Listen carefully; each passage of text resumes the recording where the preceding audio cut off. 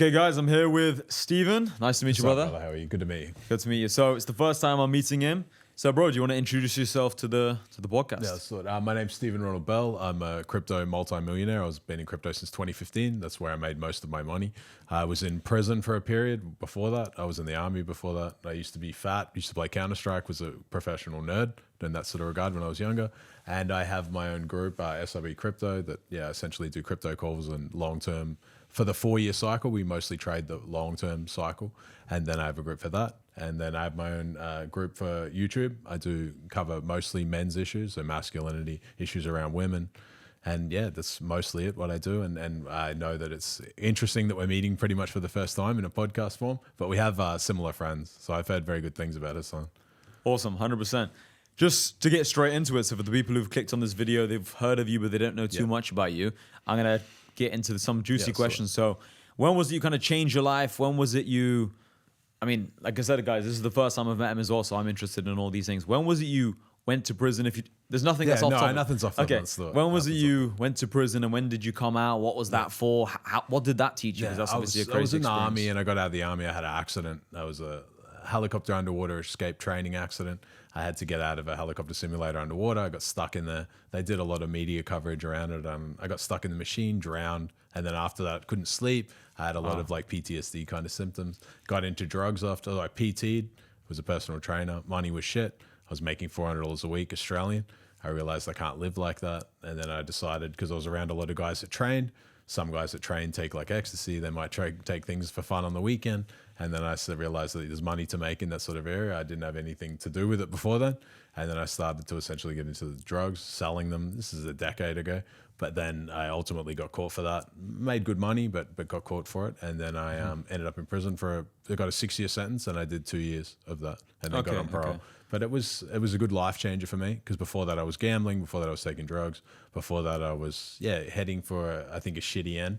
People around me, a friend of mine around me had been murdered, so it was getting a bit too crazy. And then I think God or the world works in mysterious ways, right? Sometimes you need a massive head-on collision for you to change, and that head-on collision was ultimately getting charged with drug trafficking. But it all worked out for a good thing for me, because I had time to reassess in prison. So I went, before that I was in an army hospital, got treatment for PTSD. I lived there 14 months. So I had 14 months in a hospital, no breaks, no leaving, sitting there getting treatment. But for me, it was perfect. And then after that, I went to prison. But then when I was in prison, I was sitting in a cell alone. I realized that this isn't the future that I wanted. I thought that I wanted to be like, selling drugs, or like Scarface, or like the movie Goodfellas and all of that. And I never realized where the movies end. Like it always ends in guy starts off shit, has a big period of like parabolic, like nothing can go wrong. I've got everything I want. I've got all the girls. But then you see the end. It always ends the same. Prison, dead. Yeah. Like you lose everyone around you. Lots of drama. I think it's like that, right? Like if you're selling poison to the world, you're eventually going to get poison back. And that's the way that the universe tends to run. 100%, yeah, that's a great point. When you got out of prison, was it like instant 180 change because you had time to reflect? And as soon as you got out, were you telling yourself, like as you were about to leave, you were telling yourself, okay, as soon as I'm out of here, I'm gonna... Yeah, I started to realize, like, because I was in prison, and part of it, I was shared a cell with a guy. He had a big Subutex addiction, so Suboxone it's called. It's a drug that they kind of can get when they're coming off heroin and things like that. It's very small. Some of them shoot it up. He used to shoot it up in the cell. So I was sitting next to him, and he would be taking Suboxone, injecting it very regularly. And then I realized, like, this is not what I want to be around. Like I realized that the addiction's in prison, and it's not easy for them. Maybe half of the unit or more were taking, like, shooting up drugs. And I realized, like, this isn't my future. Like, this isn't what I want. But I'm also contributing to this sort of stuff. I needed to see it. Yeah. Like I needed to, so the saying is like, you pray for rain, but you don't want to see the mud. Like you're praying for rain, but then the mud, when you're in the mud, you're like, oh shit. This is what I wanted. I wanted to make all of this money selling drugs, but I don't want to be around drug takers. What would you say to those people who are like, there's always going to be people who buy them from someone else anyway? Yeah, that's my knowledge and things that I still cope and say that sort of stuff. But it's like the saying, right? Like you want to be the change you want to see in the world. Yeah. It's like seeing some guy throwing trash around, and then you step out of the city and you're like, why is there so much garbage? But you don't pick it up either, right? And sometimes you contribute to it. It's part of it, right? And then I realized that it comes with the reflection. Like sometimes you have to sit on the sideline and have time to think, I'm in the mud now. When it's me, I'm not happy. But when I'm giving it to others and making money, wonderful. But then I realize that I'm contributing to a problem that's going to be a big problem. Eventually, I'm contributing to issues of like, guys who maybe they're watching their mum and dad shoot up, or their mum and dad are taking stuff, and it's like destroying their life. Do you think a lot of people deal with these problems? Because I feel like I grew up in an environment where I didn't see any of that. My parents, I come from a Muslim family. They didn't drink, they didn't smoke, no drugs, no nothing. So I would say I actually grew up quite naive as a kid. I had to kind of teach myself a lot of things when I got to like 16, 17. But would you say it's very, very common, these things, that people have a parent who do these things? Sometimes. I think maybe it's not drugs, but it can be any form of an addiction. Like maybe they have an addiction to shitty food, porn, I don't know, like alcohol, video games, cigarettes, video, any distraction, I believe, like distracts them from being available for their kid. I think the Muslim ideology and like the beliefs in religion is very good because it's very rigid. Like it's very set. Yeah. Those ideas are not kind of like, I would never take drugs in Dubai or UAE or any Muslim countries, because you understand that if you cross a certain line, your life is probably going to get destroyed. And that's, I think, necessary for people, because people, when there's no rules and it's too fluid, I think we can destroy ourselves. Like then you can just justify anything goes, right? It's like a free for all, and I think that we need some sort of rules and things. I don't believe completely where people are like, there should be no government and there should be no rules. I don't need to be governed because I know what I can do if there's no rules. Like it would be the same when you're very like rich, successful, you have your own time, you have people gassing you up, you feel like you can do no wrong. That's when the temptations start to come in. The girls, the other things. Yeah, anyone who says like, no, I'm perfect, they're just lying. You know, it's just like, I'm very aware of these things. I think maybe that's why I don't go to the club and all these places. Like I think in Dubai, I've been to the club 2 or 3 times, and 2 of them were to like see a club opening, or maybe one of them, I can't remember. But anyway, I don't go to these places because I'm aware that if I started going to these places, I would 100% do bad things. Yeah. Like I'm aware that, because I believe so much in networking environment, Like if I'm around boring, nerdy people, I'll become more boring and nerdy. If you're around an athlete, you're going to become more like an athlete. If you're around people taking drugs, then you're going to start going down that path. Or be more tolerant to it, right? Like see more of it. It gets normalized, man. Like you're going to see more. If you look at all these bad things that are happening in society with, I don't know if we'll get banned on YouTube even talking about it, but all this weird stuff today that they're trying to teach children, it's definitely become more normalized in the last 5 years than it used to be. Like now, if you see someone who's like changed gender or any of these things, like it's not actually like, oh my God, that's crazy anymore. Yeah, it's not crazy anymore. Which is crazy to even say. And the concept of like telling you to your face that there's like 6 genders and you're like, I think there's men and women. To say that can be controversial. People can look at you and be like, come on, like, so now you're kind of denying biology and reality, right? Just because you don't want to hurt someone's feelings. I can still respect someone if they come to me, for me personally, and say, oh, I'm a gay man, I have a husband in private, and I'm not trying to convince you to be gay. Whatever you do in private is your business. But I don't like when they push it on people and they're like parading through the streets and like throwing it in your face and being like, you have to accept me as I am.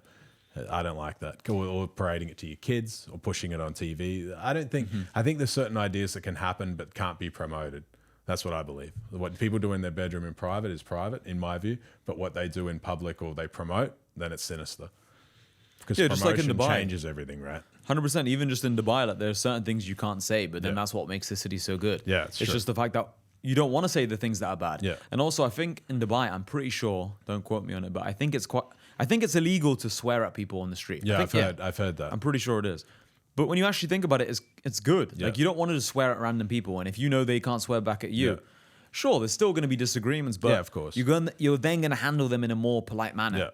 Yeah. I've had disagreements with people in the gym as well, but you just, because you know where you are, it's just more civil. It is, and you also don't know who you could offend here, because sometimes when you see people, they can be casual, and then if you tell them to get effed, and then there's someone important, or they know someone important, they can really cause problems. 100%, that's this, but they're also not saying that to you.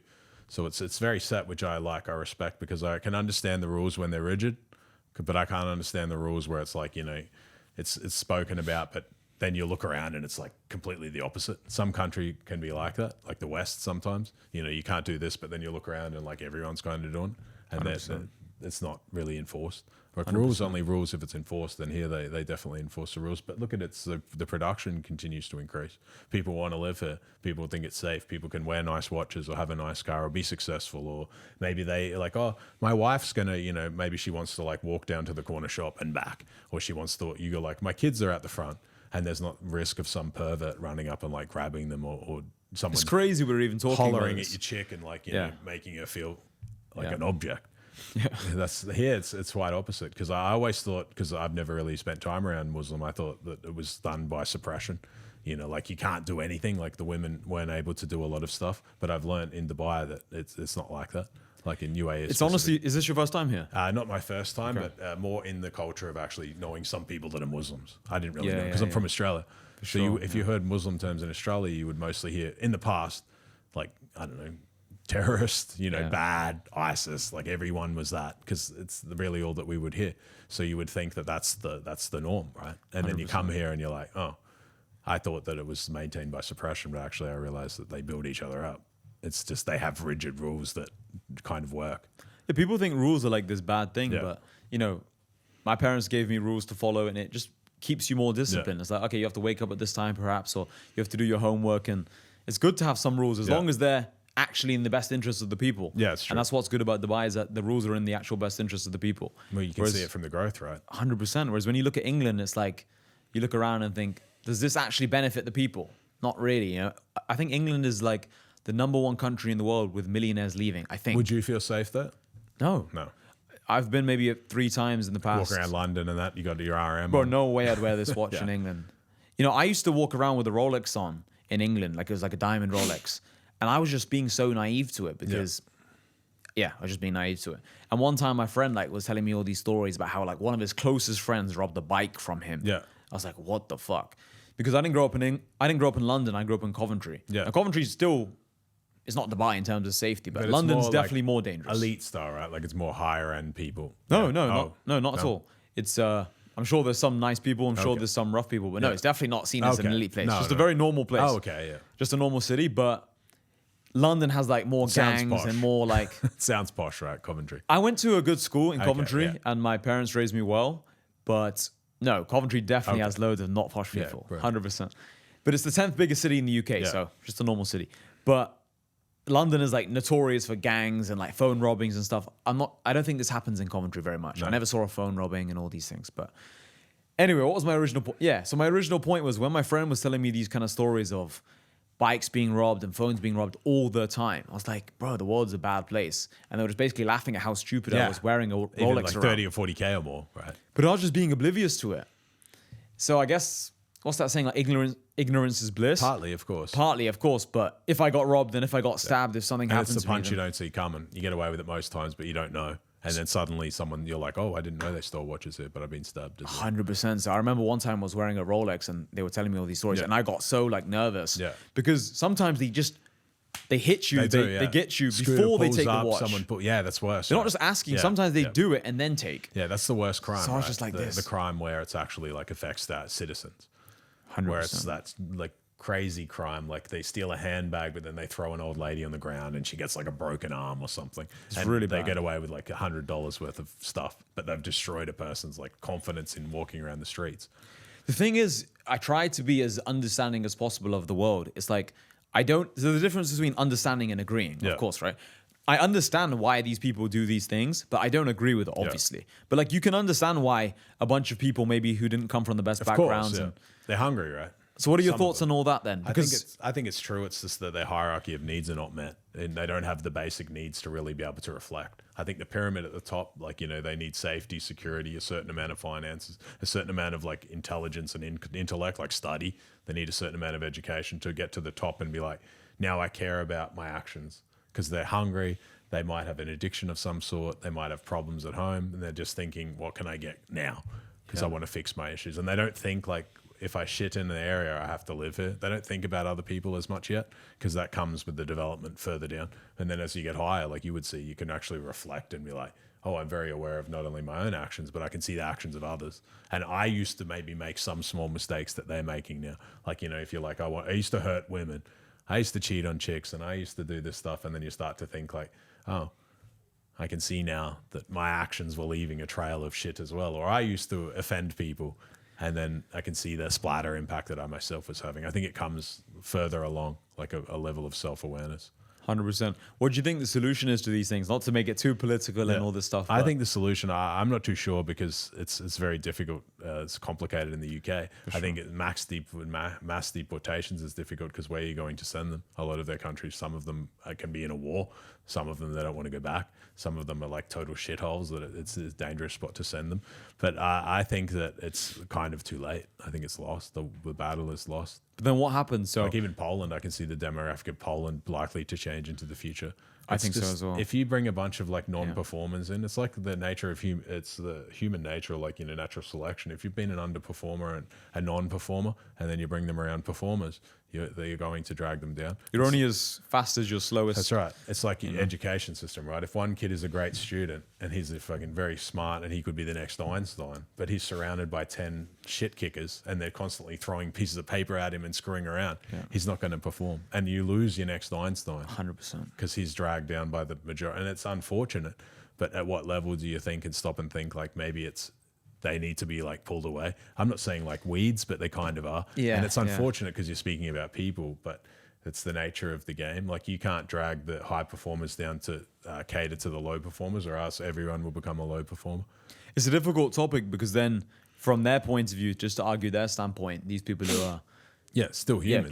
Exactly. So then you look at it like we look at it and think, okay, we want England to be okay, we want England to be all right, and then protect all these English people. Yeah. But then these people, wherever they're coming from, Nigeria, Kenya, and some are religious, and you're like, they can be Christians or something, and they're like, come on, I'm a Christian too. You got to represent me, or I might be a Muslim, or I might be this, and you're like, now it's like murky because they get like me. Maybe they're like Christian, maybe they're Catholics, maybe they're this and that, and at some point.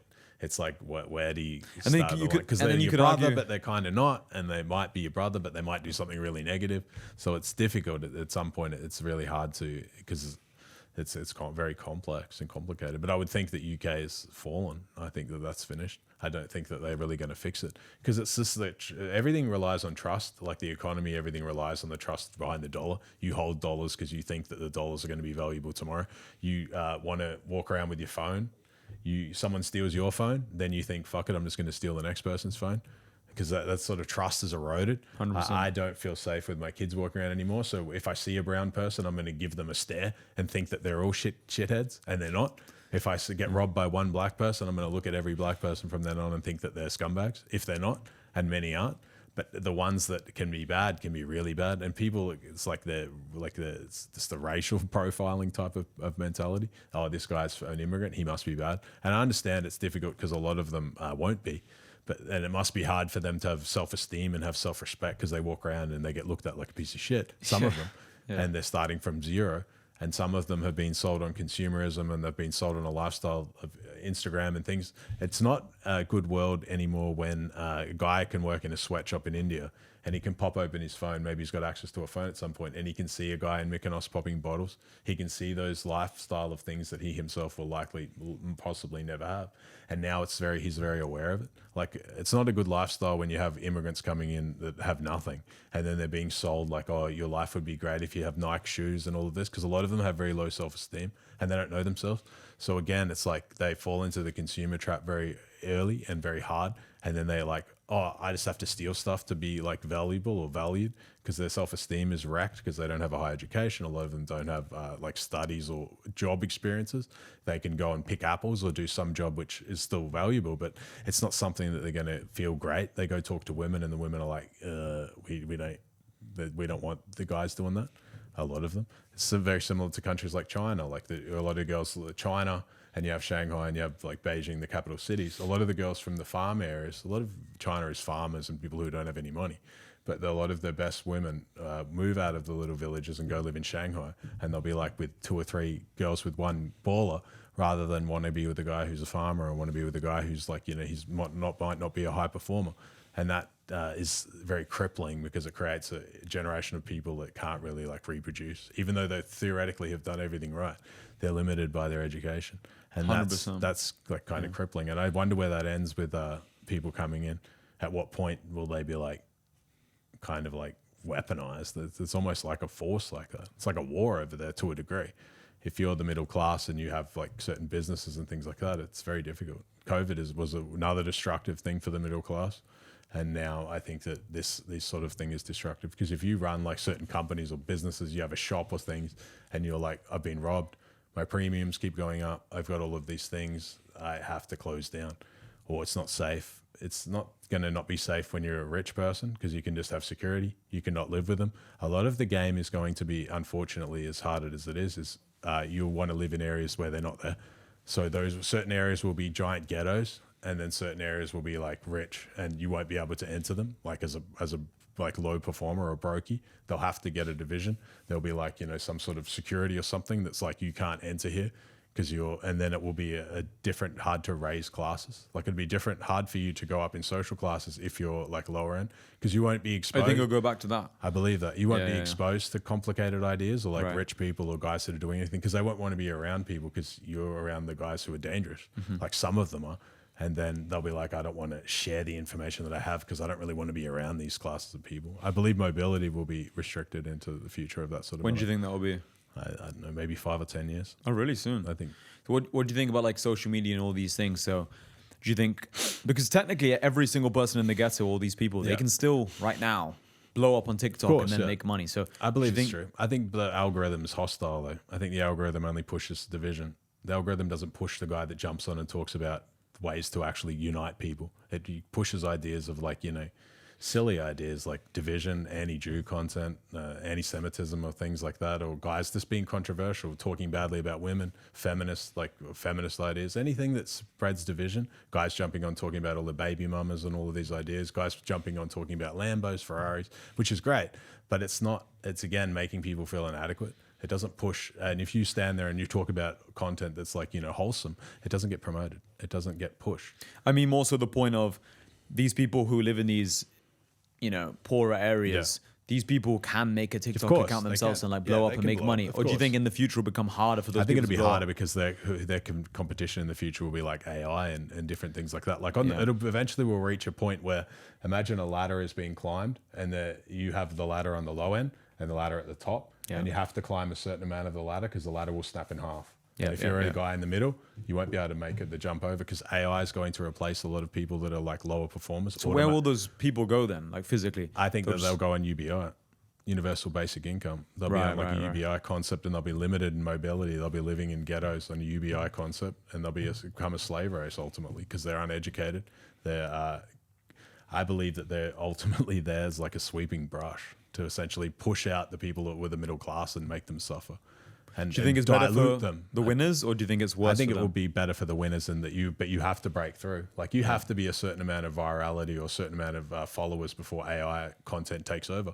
Because then there'll be, instead of like a guy pumping out, maybe YouTube gets like 100,000 videos a day. As soon as AI or something becomes a big thing, they'll be getting tens or hundreds of millions of videos, right? Because they'll be able to produce a bunch of low value content. Everything that's known will already be posted about by like AI talking heads and all of this stuff. But to exist and actually have a documented life and network, something that they can see on Instagram, because it'll be, are you a real person? What stories do you have? Have you done things? Because in the future, a lot of the people who don't they won't have so much mobility, they'll live through your stories.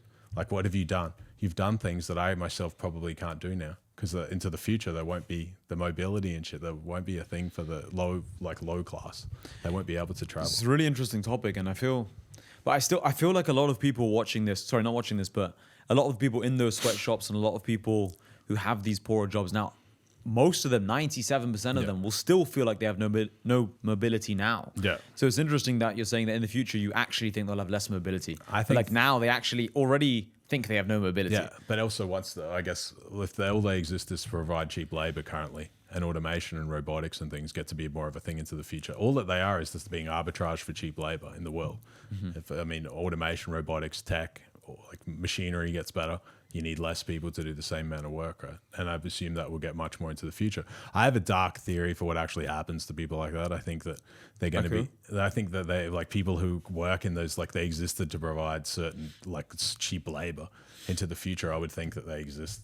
I've read studies, like I read a patent that was produced by Microsoft. They think that from 2017 it was from, they're using people's brain to mine Bitcoin. I think that people like that will be used to like mine blocks of Bitcoin into the future. I think that they'll have like a Neuralink concept and they'll be pushed, like they'll be on UBI, it'll be Universal Basic Income, will be like a one world kind of government into the future. I think that it won't be the fights of China, Russia, and America. I think they'll eventually capitulate and they'll actually unite and they'll be like, we can run the world together. Like, let's not fight anymore. It's pointless. because eventually they'll get similar figures that are powerful enough in each government, and they'll be able to be like, let's just come to some sort of an agreement, even if it's a silent one, and let's just control our citizens more, because no one wins if we fight. Like, the war is too risky. Like, imagine that, oh, this person nuked this person and this person nuked that person. That can destroy the whole planet. Like, a couple of nukes now, the nukes are completely much more powerful than they used to be. So I think the people who exist in, like, VR, on UBI, in VR, and they'll be able to monetize I think the mind is like a quantum computer, a form of it, the brain, and I think that they'll be able to use their mind, any Neuralink idea, to like not just solve Bitcoin blocks and equations. I think that will be part of it, but I think that they'll be able to use it, like use your mind for computational tasks. I would assume that's the value that they have. That'd be crazy, because it makes sense, right? Like, the labor that they exist to provide will eventually be done by automation, robotics, machinery is getting better and better. They exist as like cheap labor, as arbitrage. But again, once everything is built, it needs less people to maintain it, and they'll get better and better tech, better and better services. And then what do, right? Like, you build something, but you're not needed in that sort of regard. So as complex as it is and as difficult as it is to discuss, that's why it's very important that they break through that.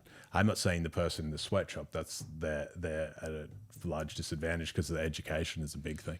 Which part of the education? Because I've talked about this with a couple of friends recently. We were talking about education.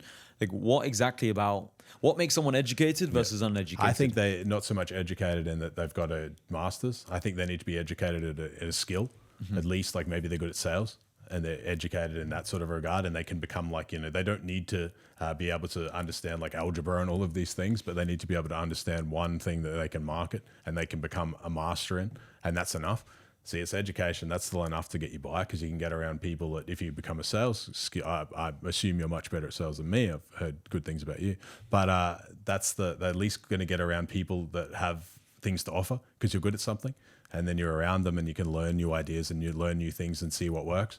Because it's hard to be around people, because you would know, but you learn businesses that work by being around people, and you're like, this guy's making money in this field, this guy's making money in that field. I need to move my bucket in the future into that field, because I'm in a field that's going to die, or I'm in a field that sucks. But then you kind of meet winner after winner after winner, at least financially, and you can kind of start to see sort of trends and patterns where you're like, this guy learned this guy actually doesn't have any study, but he's mastered marketing, or this guy knows how to do, like, he's very good at content, or he's very good, charismatic. He knows to have an amazing network. And now people essentially just want to have him around, because he knows he's a connector of people.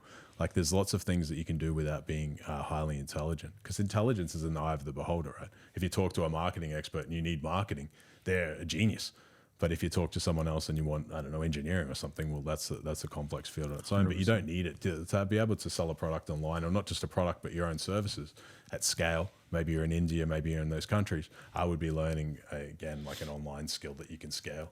And something that's the sales will always be needed in the future. It won't be really AI. Yes, it will be replaced on the lower end, probably, like maybe scripts and things like that can do it. But to be a face of someone who's considered a higher, see, it's not just enough to be good at something. You have to be a subject matter expert.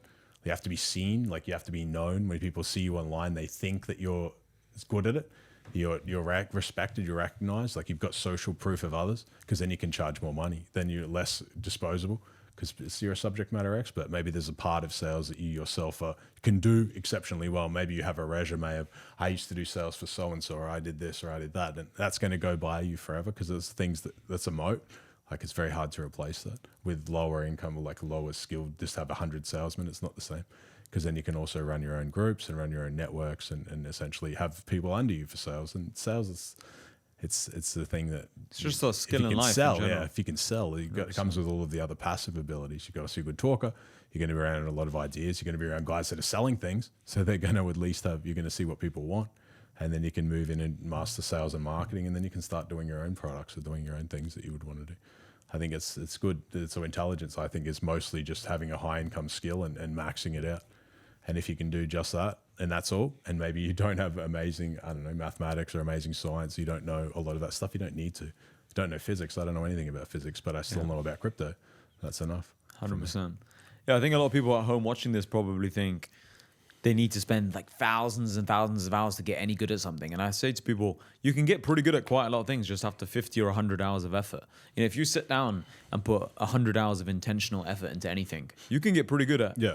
Like if you put 100 hours into AI, you're going to be better than 99% of people. Brilliant market too, right? It's going to be a big thing. That's going to be big. Not only that, who can control the tools, like who's very good at using them. I'm terrible at using them. And I think all of the time I'm like, that's going to be somewhat of a downfall for me because I'm completely reliant on others to do it. And then I don't know if you're it leads on to a really interesting point, which is I have this theory. Well, it's not like some genius theory, but I think to myself regularly that like if you were to rate yourself out of 100 in crypto, you're going to put yourself high, of course, right? If you were to say what you are out of 100 in AI, you're going to score yourself low. 50, I don't know. Okay. I don't know enough about but there are things, for example, I was like a 0 in. So for example, video editing or like using Google Drives and like using cameras and photography and like these kind of cameras, the good ones. Yeah. And I found that like there's a business on its own. 100%. Right? You can have a podcast studio and all these setting things. up cameras is 100%. But I found that when I went from like a 0 out of 100 on a camera to like a 7 out of 100, right? I'm like rating myself low. It opened my mind up to editing. It opened my mind up to different styles of content. So even as something as simple as like putting on a shotgun mic on top of the camera, then I didn't have to use those clip-on mics. And you also know what sounds good, right? 100%. So just like as you learn a little bit, even just 1 or 2 hours of learning a new thing, it completely like changes what's possible in your mind. Because before I didn't like filming vlogs because I just don't like those clip-on mics. They annoyed me. Yeah. And I didn't like connecting them, whatever. Then when I became pretty good with these cameras and the shotgun mic, I was like, now I like filming. Yeah. So it can literally change how much you like something just by getting a tiny bit good at it. And you can change as a lot, right? 0 to a 10 is a massive change. That's what I'm saying. And it takes no time because to go from complete dog shit to a little bit shit, it only takes 10 hours. And you're paying a lot otherwise, right? 100%. And you know, they say something like, it's something called the 100-hour rule. So if you put 100 hours into anything, it takes, you become better than 95% of people at that thing. So, and it makes sense. If you played 100 hours of piano, you would be better than 95%. Course, Probably more because most people don't play piano. It's exactly the same thing with boxing. You know, I have a friend, he's like 6'9" or something. And he's like 105 kilo. Yeah. He's like 25 kilo, 30 kilo heavier than me. And we were doing some wrestling. And just because I've put in probably 20 hours of wrestling, I could choke him. Yeah. And like, he's huge. Like no one would look at both of us and think he would beat me. Yeah. Sorry, I would beat him. No one would think that. Right? But just a tiny bit of technique and a bit of aggression, and then you're able to win. Yeah. And it's the same thing with boxing, same thing with karate, same thing with jiu-jitsu.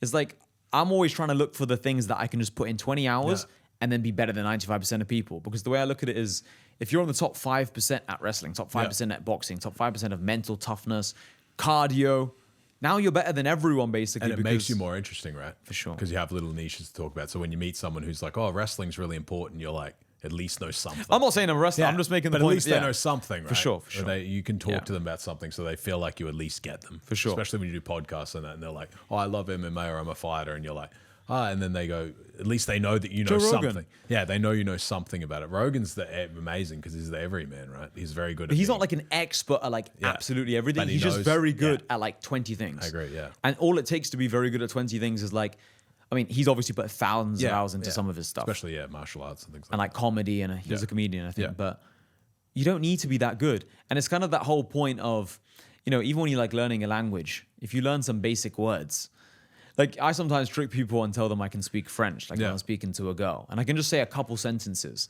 And because I say it with a good accent, they think I now speak French. But I don't. It makes it more interesting, right? It's 100%. layers, like a layer after layer of a person. 100%. People relate to that very well. Or even like with cars, like say you know a bit about cars and you can talk a bit about the engine, like this V8 engine. Yeah.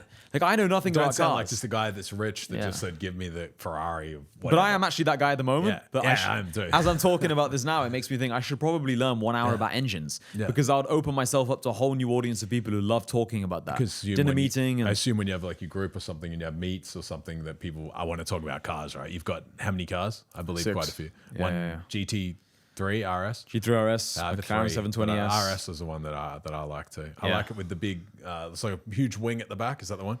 Yeah, but I think there's like a new one. So I only just found this out recently. I don't think mine's the one with the huge wing. I think there's a bigger wing. But I honestly, now is the new one coming. But bro, honestly, who knows? I've had the same 6 cars though for a while now. Is man. there Like, something else you want or not really? I assume that you've got it all right. You got Lambo, Ferrari.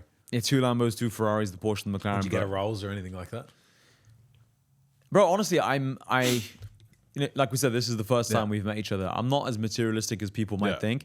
A lot of it's just, all of it's just marketing. Yeah. I actually don't care. I like having those things because it's a reminder that I worked hard to get them. Yeah, of course. I like having those things because it reminds me I'm a millionaire and I'm doing well, sure. but I don't care. I'm more about learning new things. I'm Yeah. more about like coming up with new mental models, viewing the world in a certain way. This interests me more. Traveling interests me as well. I don't care too much about material stuff. Part of the game, though, right? Like if you're doing content, sure, they expect sure. to see one way of knowing that you know what you're talking about is that you have material. And wealth. girls like it as well. Yeah. And And other it's fun, guys right? like it It's as well. nice to sit in a Lambo. It's nice to sit in a Ferrari. You hear the engine. is. No, it's super good. You have a Lambo as well. Yeah, I have a Lambo. Yeah, You I have a have- GT3 as well, but I don't have the RS. It's Okay, the nice, GT3. nice. I have a Lambo. Yeah, a You can Huracan. drive them properly Similar. because you're in Poland. Yeah, that's right. You can't drive them here, I think, Yeah. because there's a lot of cameras and things like that, and they don't like the noise here, right? Like, Bro, if someone yeah. important, I guess, someone sitting down and they hear a, I don't know, massive roar of you got 812 or something. That's loud, yeah. And then they're like, But bro, once I was screw driving that the guy. Huracan home, Smash that guy. and it was like I have like this weird exhaust on it, like Yeah. some Japanese thing. Ah, Anyway, okay. it's like a super loud Lambo, and the sound I had it on Corsa mode. It was just like ricocheting. Yeah. It's like Yeah. It's like the AK-47 Kind of sound. gunshots, yeah, yeah. it So it was like ricocheting off all these Yeah. buildings. I didn't realize it was like 7 a.m. I was driving back home. The police followed me back home, and they just told me, like just keep the noise down. And I was just, I'm so sorry. Like I'm new to Dubai. I didn't know because I actually didn't know. Yeah. This was like the first. So they time. were very fair. Yeah, they were considering very, how very. they can be. 100%. They were very, very fair, and I had I a just good spoke a bit of Arabic. Again, Okay, that helps. that point about knowing a little bit. Yeah. I feel like if I didn't speak a bit of Arabic, they would have thought I'm some Rich rude arsehole tourist. foreigner. Yeah, he's Yeah. got a rental or something, and now he's 100%. flogging it, and he's trying to disrespect everyone. Because I got stopped once, and it wasn't a rental here, and I got stopped. There were heaps of us together, a lot of the guys, the whole crew was there, and we got stopped, and we were just driving through the tunnels, just gunning it through the tunnels, and it's bouncing around the same, but it's in a tunnel. And then the police pulled us over around the corner. So there was this one cop. He stopped 4 cars. He's like, pull over. He had his, he was pissed off. But there was an interesting thing. He said that I could fine you, but I'm not going to. But he said that, don't you understand that kids are sleeping and they want to go to work the next day? And that was quite wholesome. Because I'm like, for a second, I'm like, He's right. I realized that. And then it's the same thing, right? It's again, you're at the top of the hierarchy of needs thing, and you can look out and realize, like, actually, I am shitting the world up. Because even if it's just the bouncing noise, there's some kid might wake up and cry, and he has to go to work or something. Or you're, It's also a lesson in like leadership as well. Yeah. If he's just gonna shout at you, it makes you think like. yeah. But it's like if he's just like this kid sleeping, unless you're really an asshole, you feel can't bad, really right? disagree. After that, and you like feel he's bad. right. It's true, and it was true. And it's just like if you have kids and you're sat there in your house and you hear a really loud Lambo and it wakes your And kid you up. know that they're flogging it. They're not just driving it normal, and it's 4 of them. Yeah. Then you wish they weren't there. Yeah, you wish that's the right. police told them off. So Yeah. everything works itself out when you analyze it properly. But yeah, some good conversation so far. So do you want to get another car soon or? Yeah, I'm thinking about it. I'm not too sure what car that I would get though. I think the same thing. I like the Lambo. I liked it because I always wanted one when I was young. I never thought that I would have one. To be honest, I never thought that I would be rich. I never thought I would have one. Oh, I didn't okay. know anyone that had. What did you think when you, how old are you now? I'm 39, Don't you know? Okay. so I didn't know anyone that had money when I was young. It's different. You know, this is actually an interesting point. I know so many young guys now, maybe 20-year-olds, 21-year-olds now. So I'm 25. They're exposed to wealth, right? But what they say is they're like, oh, this guy is 39 and he's got a Lambo. So when I'm going to have a Lambo at 23. And then they think they're just superior to everyone who's older than them. And I try and explain to people, like, you fucking grew up in a different generation. Even though I'm only 25, it actually bothers me. Yeah. Because people have just no humility and no understanding of how things work. Like, people will look at a 55-year-old now and they'll be like, oh, he has 20 million, but when I'm... of course. It's like, bro, you have online money. And like, they also don't realize that life is the game of snakes and ladders, right? Yeah, you can have the money, you can have it all, but then you can lose it all. Maybe you get leverage trading. Maybe you make a bad business deal. Maybe you get an addiction. Maybe you like gambling. You don't realize it. always just stay humble. And then maybe you get a bad chick.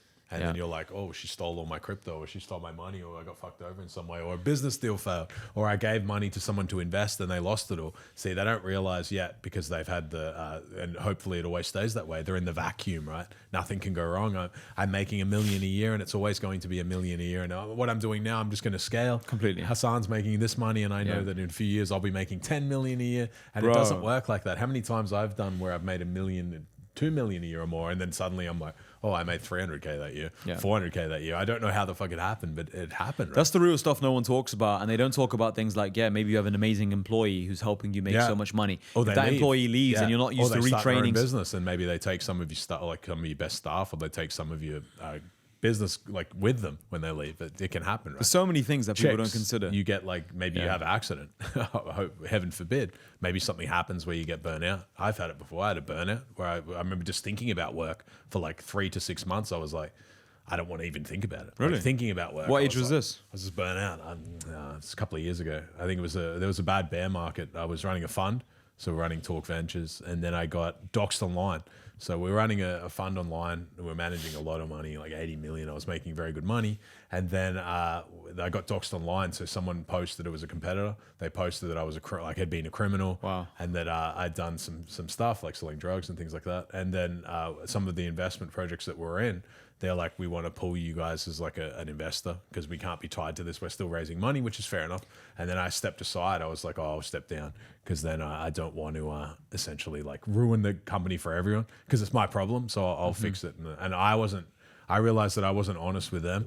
Yeah, I should have told them when I joined, wanted to join together that, look, I have this history and I have this problem. And if it ever comes out, you know about it. But I kind of sugarcoated it. And then after that, as soon as it come out, I'm like, I'll just step down because I don't want to, like the shit has splattered. I don't want to splatter it on them. It's not their problem. What was that like dealing with that? Did you feel a bit shit? I felt shit because I was on parole at the time and I didn't have a big social media because they're like, not really meant to have social media. I still kind of kept one just to talk to girls.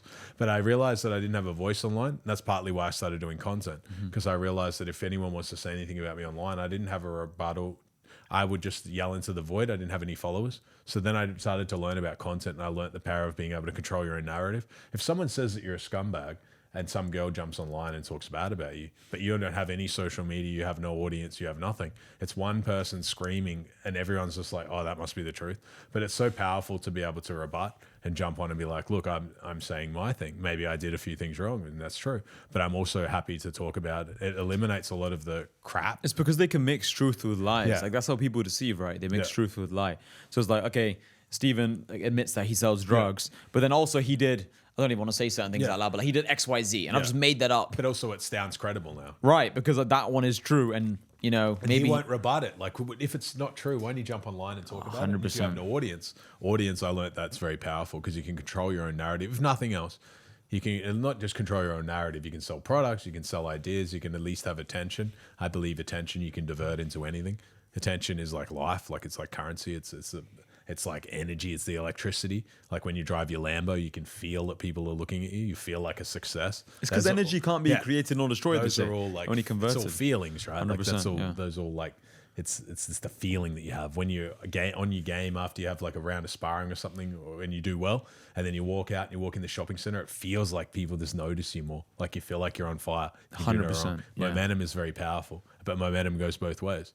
It's the same thing. It's very hard to start momentum if you're zeroed out. Like it's hard to start a social media from zero when no one knows you, you don't know anyone important. You're just starting from the ground up. But again, it's what you can essentially do. And essentially, if you build something yourself and you never really got help from others, no one can ever take it from you. Like no one made you, so they can't unmake you. Because sometimes people don't realize that the very person that made them go viral in a short time is the same mind that can now own them. You're tethered to their ideas. You can't have your own ideas because you're 100%. Stuck under them. And yeah, people don't realize how much work everything requires. Like even posting on Twitter. Like I looked yesterday. You do a lot of Twitter too, right? I remember the whiteboards. Yeah, I need to get those a couple back. Of those. Okay. Yeah. So I've done 42,000 tweets. Oh wow. We worked it out. That's like writing one tweet every single day for. That's a book. It's 120 years. It's a powerful book. Have you ever thought about doing one? Yeah. I'm gonna have a book very soon. I think. Yeah. Because it's something you've got enough juice there. 100%. Yeah. Yeah. So it's just like. You physically have to write a lot. You have to talk a lot. If you want to have a podcast, you have to talk a lot. Like everything requires a lot of work. Even if you want to be an athlete, you want to get a lot of girls. Like everything requires work. You have to be messaging them, going on dates, back and forth, drama, phone calls. So I just have this mindset of that everything takes work. You know, before when I was growing my Twitter, I was just messaging everyone. Well, no, that's an exaggeration. Not everyone, but I was messaging the people I genuinely wanted to meet. Yeah. And I remember I'd be like throwing money in the club and like in the strip club and people would watch those videos and then they'd message me and then I'd meet up with them. It's like you have to spend money or spend time or spend energy to build yourself. They want to be a part of it. You created an image of something that they think it's fun. They just thought it's cool. Like if you see a young guy throwing money on the floor, they just think. Because do you find too when people have money, they miss fun? Like fun kind of comes into being a big thing. They want to be around someone that either has girls, has fun, 100%. or has some attention. I know heaps of people where they're rich now. And they want everyone to know that they're rich. So they want to be around someone who has attention so that they themselves can show everyone that they've made it. Because it's an asset, right? Yeah. I think, 100%. I've noticed people think that as well.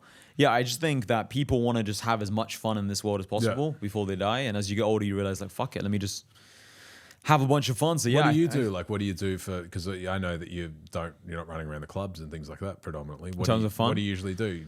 Driving? What do you like? No, so at the moment, Travel much? I traveled a lot last year. This year, I like haven't. it or not really? Traveling? Yeah. Yeah, I love traveling. I've probably been to like 34, 35 countries now. I've been in a lot of places.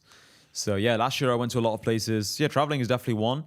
Yeah, but I've been everywhere. You like training, boxing, all of that stuff. Yeah, I need to get into boxing. I really want to do an influencer fight. I'll tell you after this podcast why I didn't sign up to that fight, the one you were on. You think that you will? Yeah, 100% want to. I want to be a pro fighter like at some point. I need to just, like I 100% want to. You're strong, right? I've seen you do lifts and stuff like that. Yeah, I'm strong and I like scrappy. I was never the guy to get into street. I've been into street scrappy. fights. Like if you get hit, you fight back. So 100%. Yeah. Not like quitter. No, definitely not. But like even talking about it now just gives me energy. I want to 100% do it. There's something there, right? 100%. It's been weird. Like every time I've started fighting, something came up. Yeah. But like I don't want to like go into it too much. But it's not the time yet. I really want to do it. Yeah. Like I would 100% will be a pro fighter at some point. Yeah. I just need to do it. I 100% just need to do it. Would you think that it'll be boxing or MMA? Okay. I want to do MMA. Okay, so that's more complex, right? Yeah, I feel like, tell me what you think about this point, but the more things there are to learn, the less genetic it becomes, and the more it becomes about like your mind and like certain things. So for example, if you want to be the fastest man in the world, I don't think with any amount of work I could be the fastest man in the world. Unless you're genetically built to be the fastest, right? Right, but then with something like boxing, I think that's also more genetic as well. Probably but then MMA, I think it's less genetic than boxing. Yeah. I think for me to do boxing now, sure, you can still be pro, because pro is like a loose term as well. I'm not saying I'm going to be the best MMA fighter. No, I'm 25 right now. I'm just making the point of at some point I want to call myself a pro. There's so much to learn, right? Like you could really have an aptitude for jiu-jitsu, you could have an aptitude for wrestling, and you could learn that. Do you ever find like some people think that they're not a natural at something because they've never tried it, and then they suddenly like do it for a few months and they're like, wow, I'm actually picking this up. Yeah, really quick. I've seen people say that as well. I do think though people are naturally suited for more things. Yeah. So like for example, if I had to choose, like I'm not more natural. I'm strong at like deadlifting and I am strong at weights, but I'm not suited for being a massive guy in terms of like my muscle size. I'm more like slim and like long limb build. So I feel like I am actually more suited for fighting my temperament. Which is good because you still stay a good weight class. Like power to weight is still a good Exactly, amount. that's a real thing. So like you're still strong at 80 kilos versus a guy who's 110 and he might be the same strength. But now he has to fight a monster at 100 Bro, no kilos. no one knows about this topic. So that's another point of like spend 5 hours like learning something. So I know some people who are like, bro, this is a funny story for you. So I have a guy I know from my group, and he's actually a very smart guy. Like he's an engineer, architect. Maybe he's watching this. Yeah, so he's a very good guy, right? Extremely smart. And he's like 82 kg. Not like the leanest guy. He's got like a bit of meat on him. Yeah. If I had to guess body fat, I don't know, like 19%, 20%. Like not a little bit chubby, but not. Definitely not fat, but a bit of fat. meat. Yeah. Right? He goes gym though. He's like strong, but that's right? it. Yeah. And he thought in a street fight, because he's never done fighting, thought he could beat this jiu-jitsu world champion in a street fight. It's like this guy called Mike Memasui, you know? Yeah, I don't know him, but I know that the champs are hectic. Yeah, maybe I've heard it. Then he's like, he was the guy who was calling out Sneaker. They were going back and forth. Okay, yeah. So he's like 5'6", this dude, this jiu-jitsu champion. And he like looks small. Yeah. But he's a jiu-jitsu black belt world champion. Yeah. The leverage and how they use their power is completely different. Completely. I was trying to tell my friend, I was like, bro, there's no way you're saying this. I have my hands on my head, like... You have to knock him out one punch because as soon as he grabs you, it's no, but he was making this point. He was just like, bro, I'm way bigger and stronger. It's like, people don't realize the whole point of like natural weight classes. So if you're 82 kg, but you've got like 19, 20% body fat. He should be like 70s, right? Right. So if you actually cut down, you're not 80 kg anymore. That's the first point. And second point is like, I think people overestimate weight. Yeah. And they also, do you find, overestimate their fighting, right? Everyone completely. Thinks they gas in like 10 seconds. So what we did was we were just like doing a bit of like they're gonna gas quick play fighting and get too tense, like completely rigid. We did some play fighting with some. We had no gloves. We just did very lightly, just like body shots with our knuckles. And like I'm not good, right? I'm just you know. And bro, he got tired after 20 seconds. Yeah, it's a different sort of... And then he started laughing. I was like, why are you laughing? He's like, okay, you're right. I'll do this to that guy. It's a different sort of thing, right? But if he can keep that power and actually move it into technique, it's easy. But when they're arm punching and that, they get broken, right? They can break something because they're punching with their arms and something breaks. It's just the overall point I guess I'm making is just like people have put 0 hours into something and then think that like they can beat someone who's put in like He probably thousands. put thousands, yeah. And it's just like the same thing with like photography, same thing with doing a podcast, Yeah. same thing with talking on camera, same thing with crypto. Yeah. Like people just disrespect hard work. And I think I've always, maybe it's the way I was raised. My dad always taught me like, the more you put in, the more you get out. I didn't get raised with the whole like talent point of view. Yeah. It was more like, you know, I've said the story many times. I do an exam in school and I got 72%. Yeah. Let's say Steven got 77. Steven's the smartest kid in the class, right? And my dad would be like, what did you get? I said 72. Yeah. I was like, yeah, but that's good because Steven got 77. And like, let's say my dad knows you're the smartest kid. He'd be like, Steven got 77. He was like, okay, I understand that you got 72. Well, sorry, I understand it was a hard exam because if the smart kid Steven got 77, it must have been a hard exam, right? Why did he not get 95? He was like, okay, but the minimum you should have got was 77 or 78. Like the minimum was to match Steven. Because why did he beat you? I was like, yeah, but that's Steven. Steven's a genius. This was me at like 8 years old. Then my dad would say, yeah, but who worked harder, you or Steven? I was like, don't know. Like, who do you think Steven worked less hard than you? I was like, no, he definitely worked harder. It's like, exactly. Yeah, so there was a gap, right? That's it. The worst thing is when you recognize the discrepancy and you still don't do it. That's worse because some people don't know, right? You explain this concept to them and they don't really understand. Do you really think?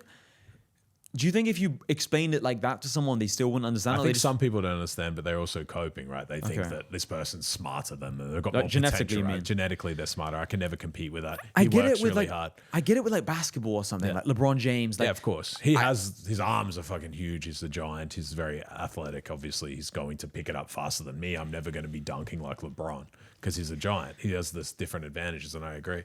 But yeah, I think intelligence is it's good for certain tests and things like that. But I think the most measurable form of a person's intelligence is the life that they live. 100%. Like, are you living a life others would want to live? It doesn't really matter if you're built as smart as Stephen Hawking if your life sucks. Yeah, because we're not. Yeah, but we'd rather be us. Definitely not. I was in school 9 years and I didn't really study so much. And so when did you drop out of school or leave school? Year 9. So I dropped out in year 9. Is year 9 in Australia the same as year 9 in England? Yeah. How old are you? Would have been 15.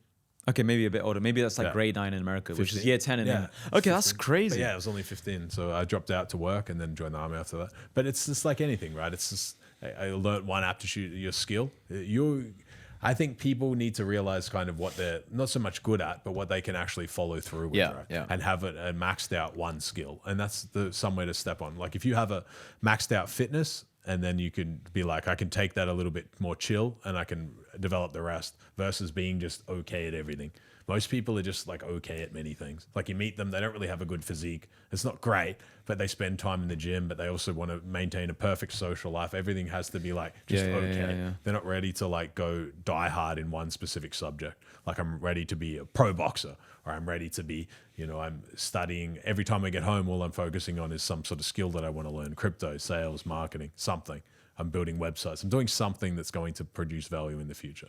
They don't want to be like the guy. Just a no man's land, bro. Yeah, but the guys who built the world and the guys who were doing everything are obsessed in one thing. When I first discovered crypto or got into it, I was out of prison. So I first got into it before I went to prison. I got out of prison and realized that it was an interesting story. A guy who's very rich now and very successful was the one that got me into crypto. I met him during a meetup and he's just taught me about Bitcoin. And then I started investing. It was $800. Wow, Ethereum was like $20. Shit. Started buying it then.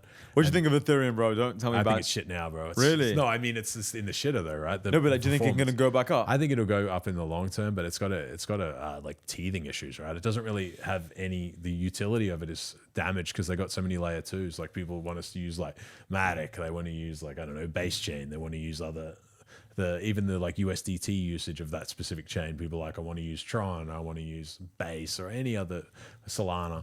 Solana's a big retail chain, right? Like a lot of people want to trade meme coins. They want to use the speculation. A lot of it's gone off to Solana.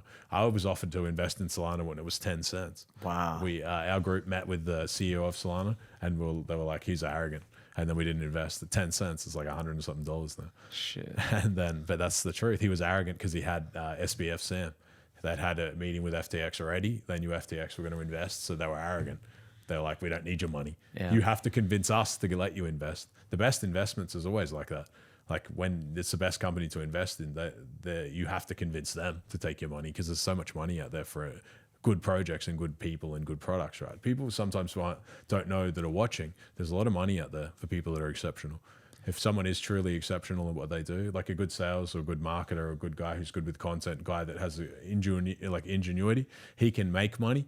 Like if he can, then he can work under a guy who's very successful and actually come here and be useful and meet a lot of people and get exposed to a lot of ideas. But comes with competency. Like if you're the best in your field, you're never going to be poor. If you're the best salesman, or not the best in the world, but you're very good at it, you're never going to be poor. You're going to come up with systems. You're going to come up with ideas. Someone's not going to want to lose you. Someone who's got a big product or something that they sell is going to want to keep you around. And now in doing so, you're going to be exposed to a lot of other high performers. And eventually it's pay your dues, and eventually you can run your own system, run your own idea.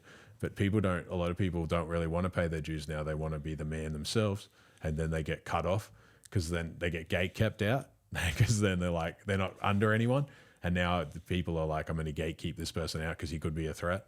Versus if they actually built and provided enough value and then eventually went their own way. Because everyone knows that they're going to.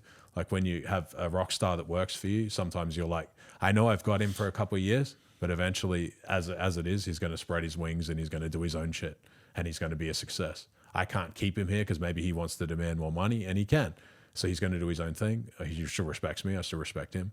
But he's not going to compete with me in that he's going to steal my business. But I know that I can't keep him forever because he's too big to contain. And that's the way that it's done right, because then they meet people and it's all done the right way, and then they can essentially run their own thing. And it doesn't feel like they picked your pocket versus the guy who tries to work with you for a month, learn what you do, steal your contacts, steal your business, and try to damage it. You have to pay your dues in life, because just being the best is not enough. If people don't like you, you're going to struggle. You have to be likable. Yeah. I always talk about that. Or they don't trust you. Yeah. People underestimate, I think, the people skills, and it always goes back down to that point. Like, I'm sure you get DMs, people say, bro, how do you make money? Or what's the secret to make money? And I'm like, bro, like, you can take any business model, and if you just stick to it, you'll make money. Like, bro, there are people making money with OnlyFans managements, the actual models, the managers.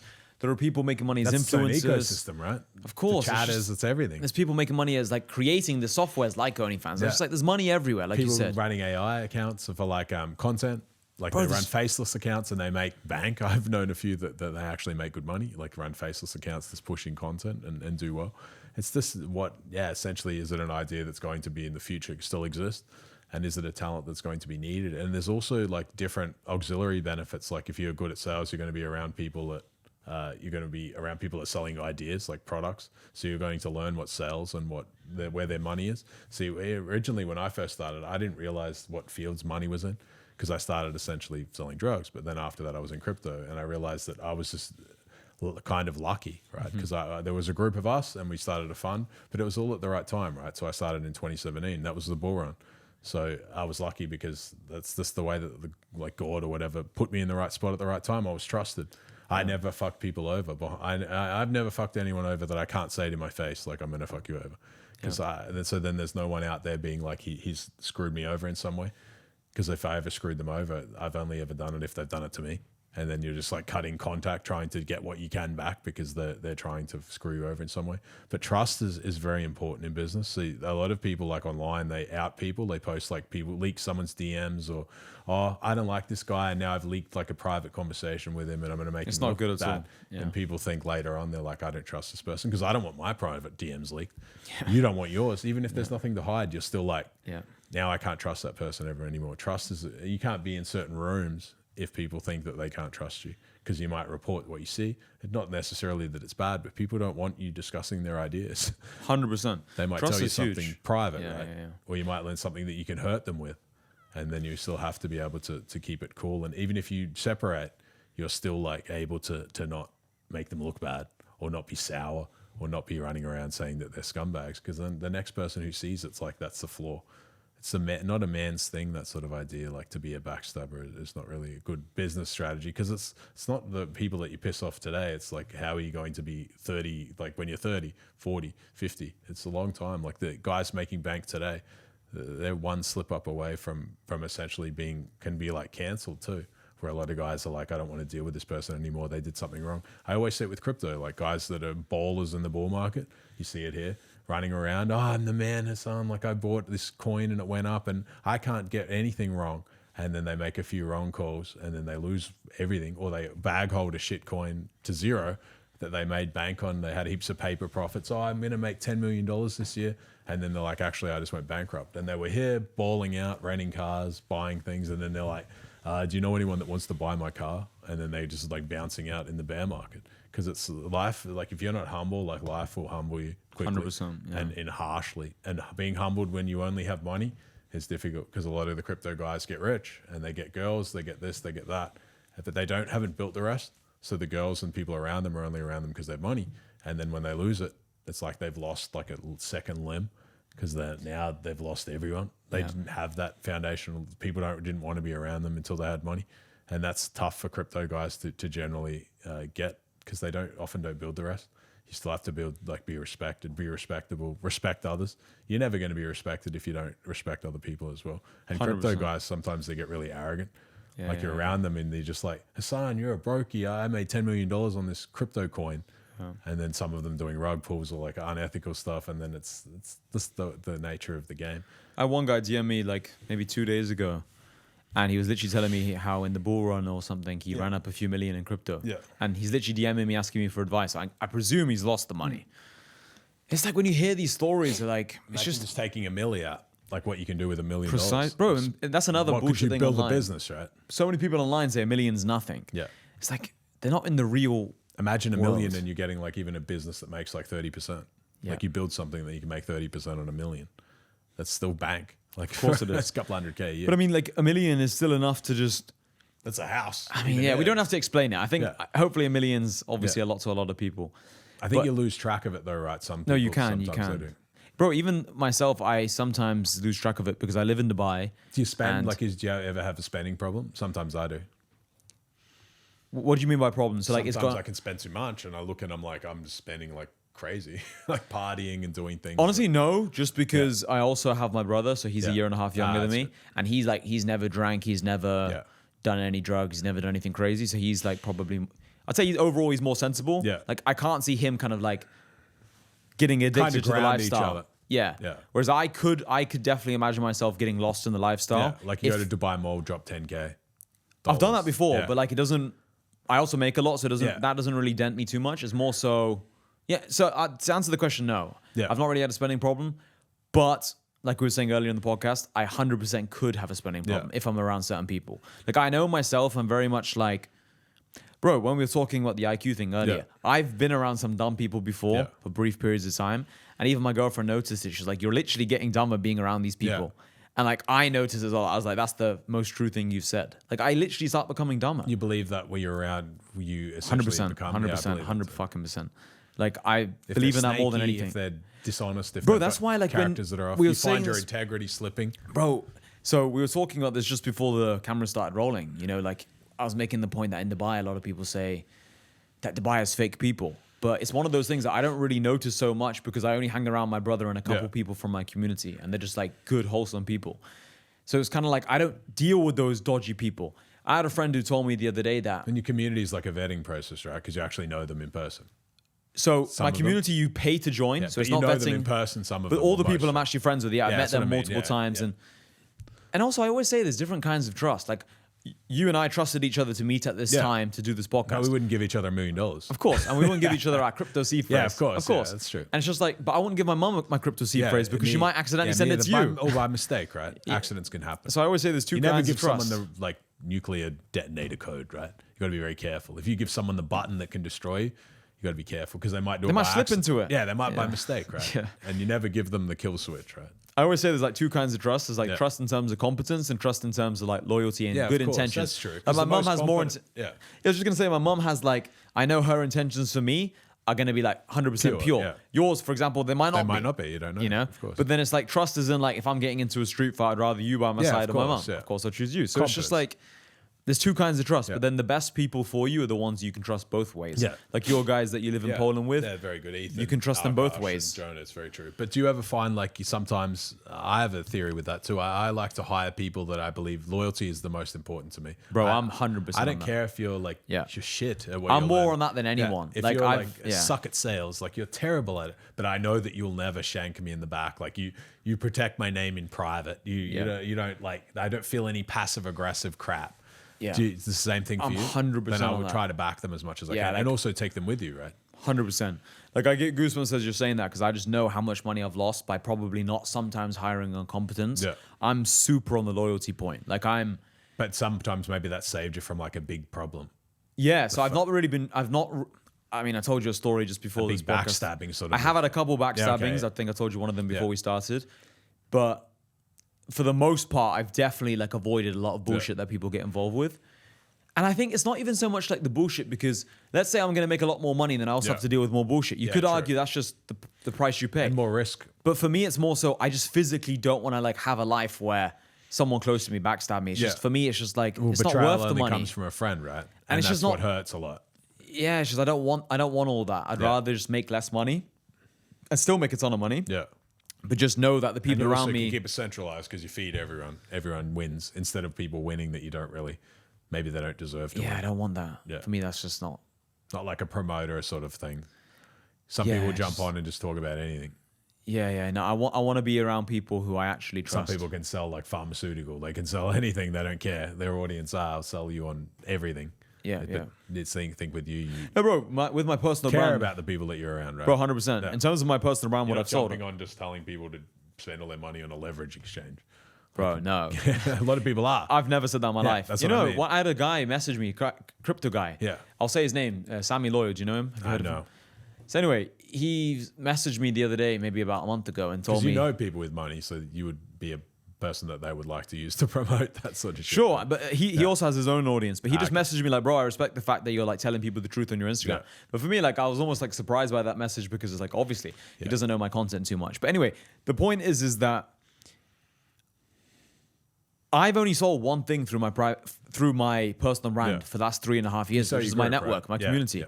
And the reason why is because, actually, no, I did once have an ebook. I literally forgot about that. I just remembered. Yeah, I had an ebook, but it was like a small ebook. Here nor there, And then I made it free for the guys in my network. Simple anyway, like I just don't believe in selling like there's guys who sell 40 different things. Yeah. It's like they said this product was the best. Now product 2 is the best. Now 3. It's like, bro, like this is the one that's missing, right? And the reason why I started selling my lifelong customer in that regard.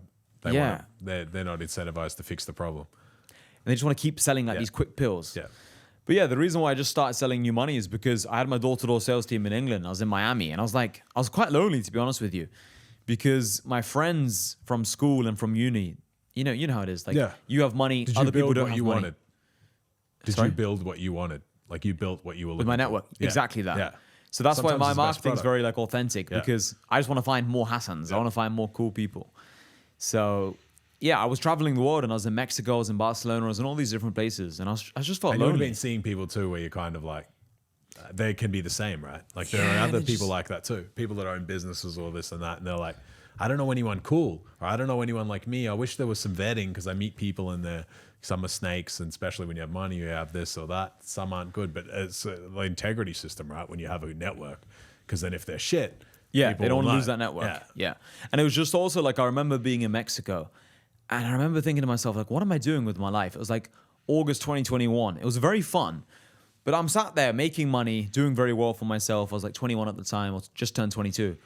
And like my friend at the time in this trip was the owner of like this restaurant or the manager of this restaurant. And he was a very good guy. I still remember his name, Bruno. He was a cool guy. But it's just like, where are my actual people? Where are my friends? And it's because all of them were either in uni or still just doing normal jobs. And I'd been kicked out of uni because I got into like a fight and I got kicked out at the end of first year.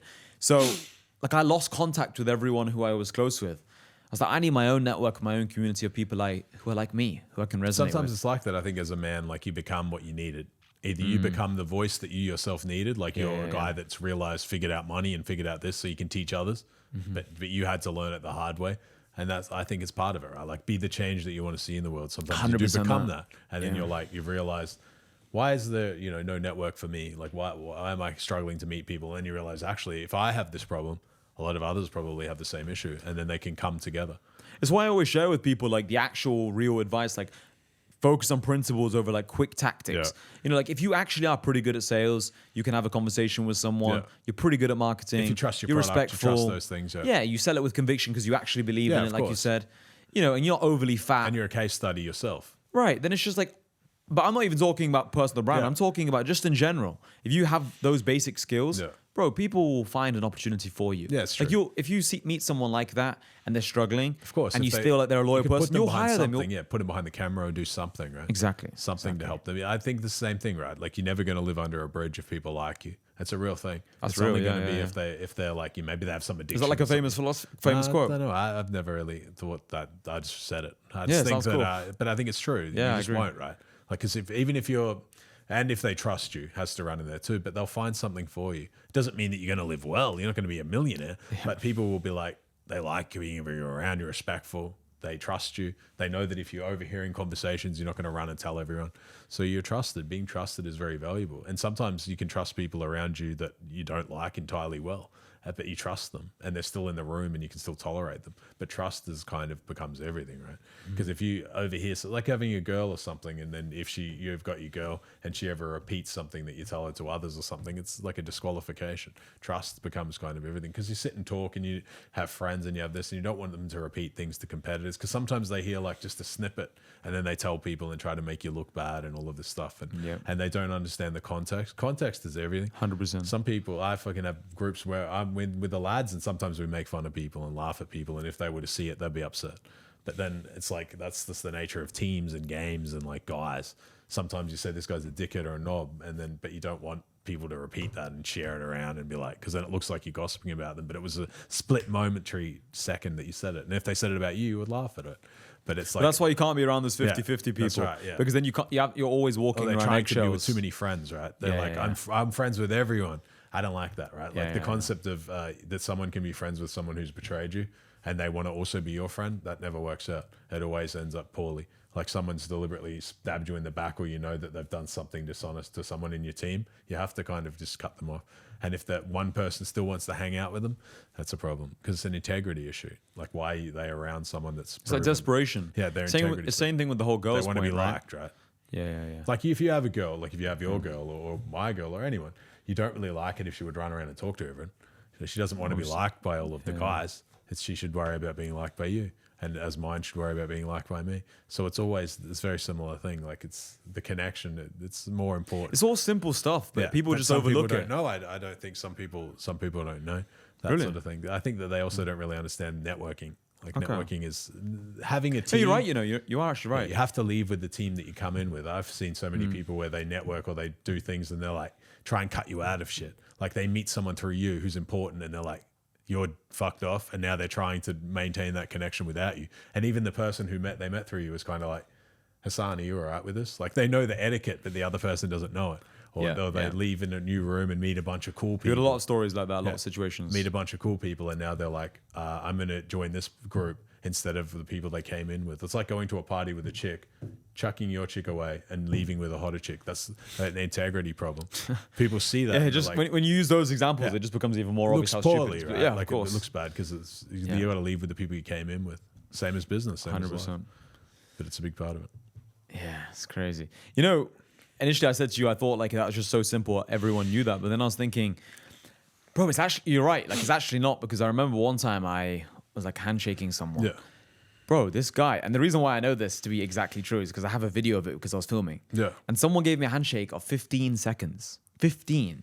And it was like, when like you handshake someone and then Were like... they squeezing? No, so it was like maybe a little bit, but like it was just a normal handshake. When like your hand goes a bit like loose to kind of like let go, like disengage. He was like still shaking my loose hand now. Then I like squeezed to kind of like, okay, you want to like handshake more.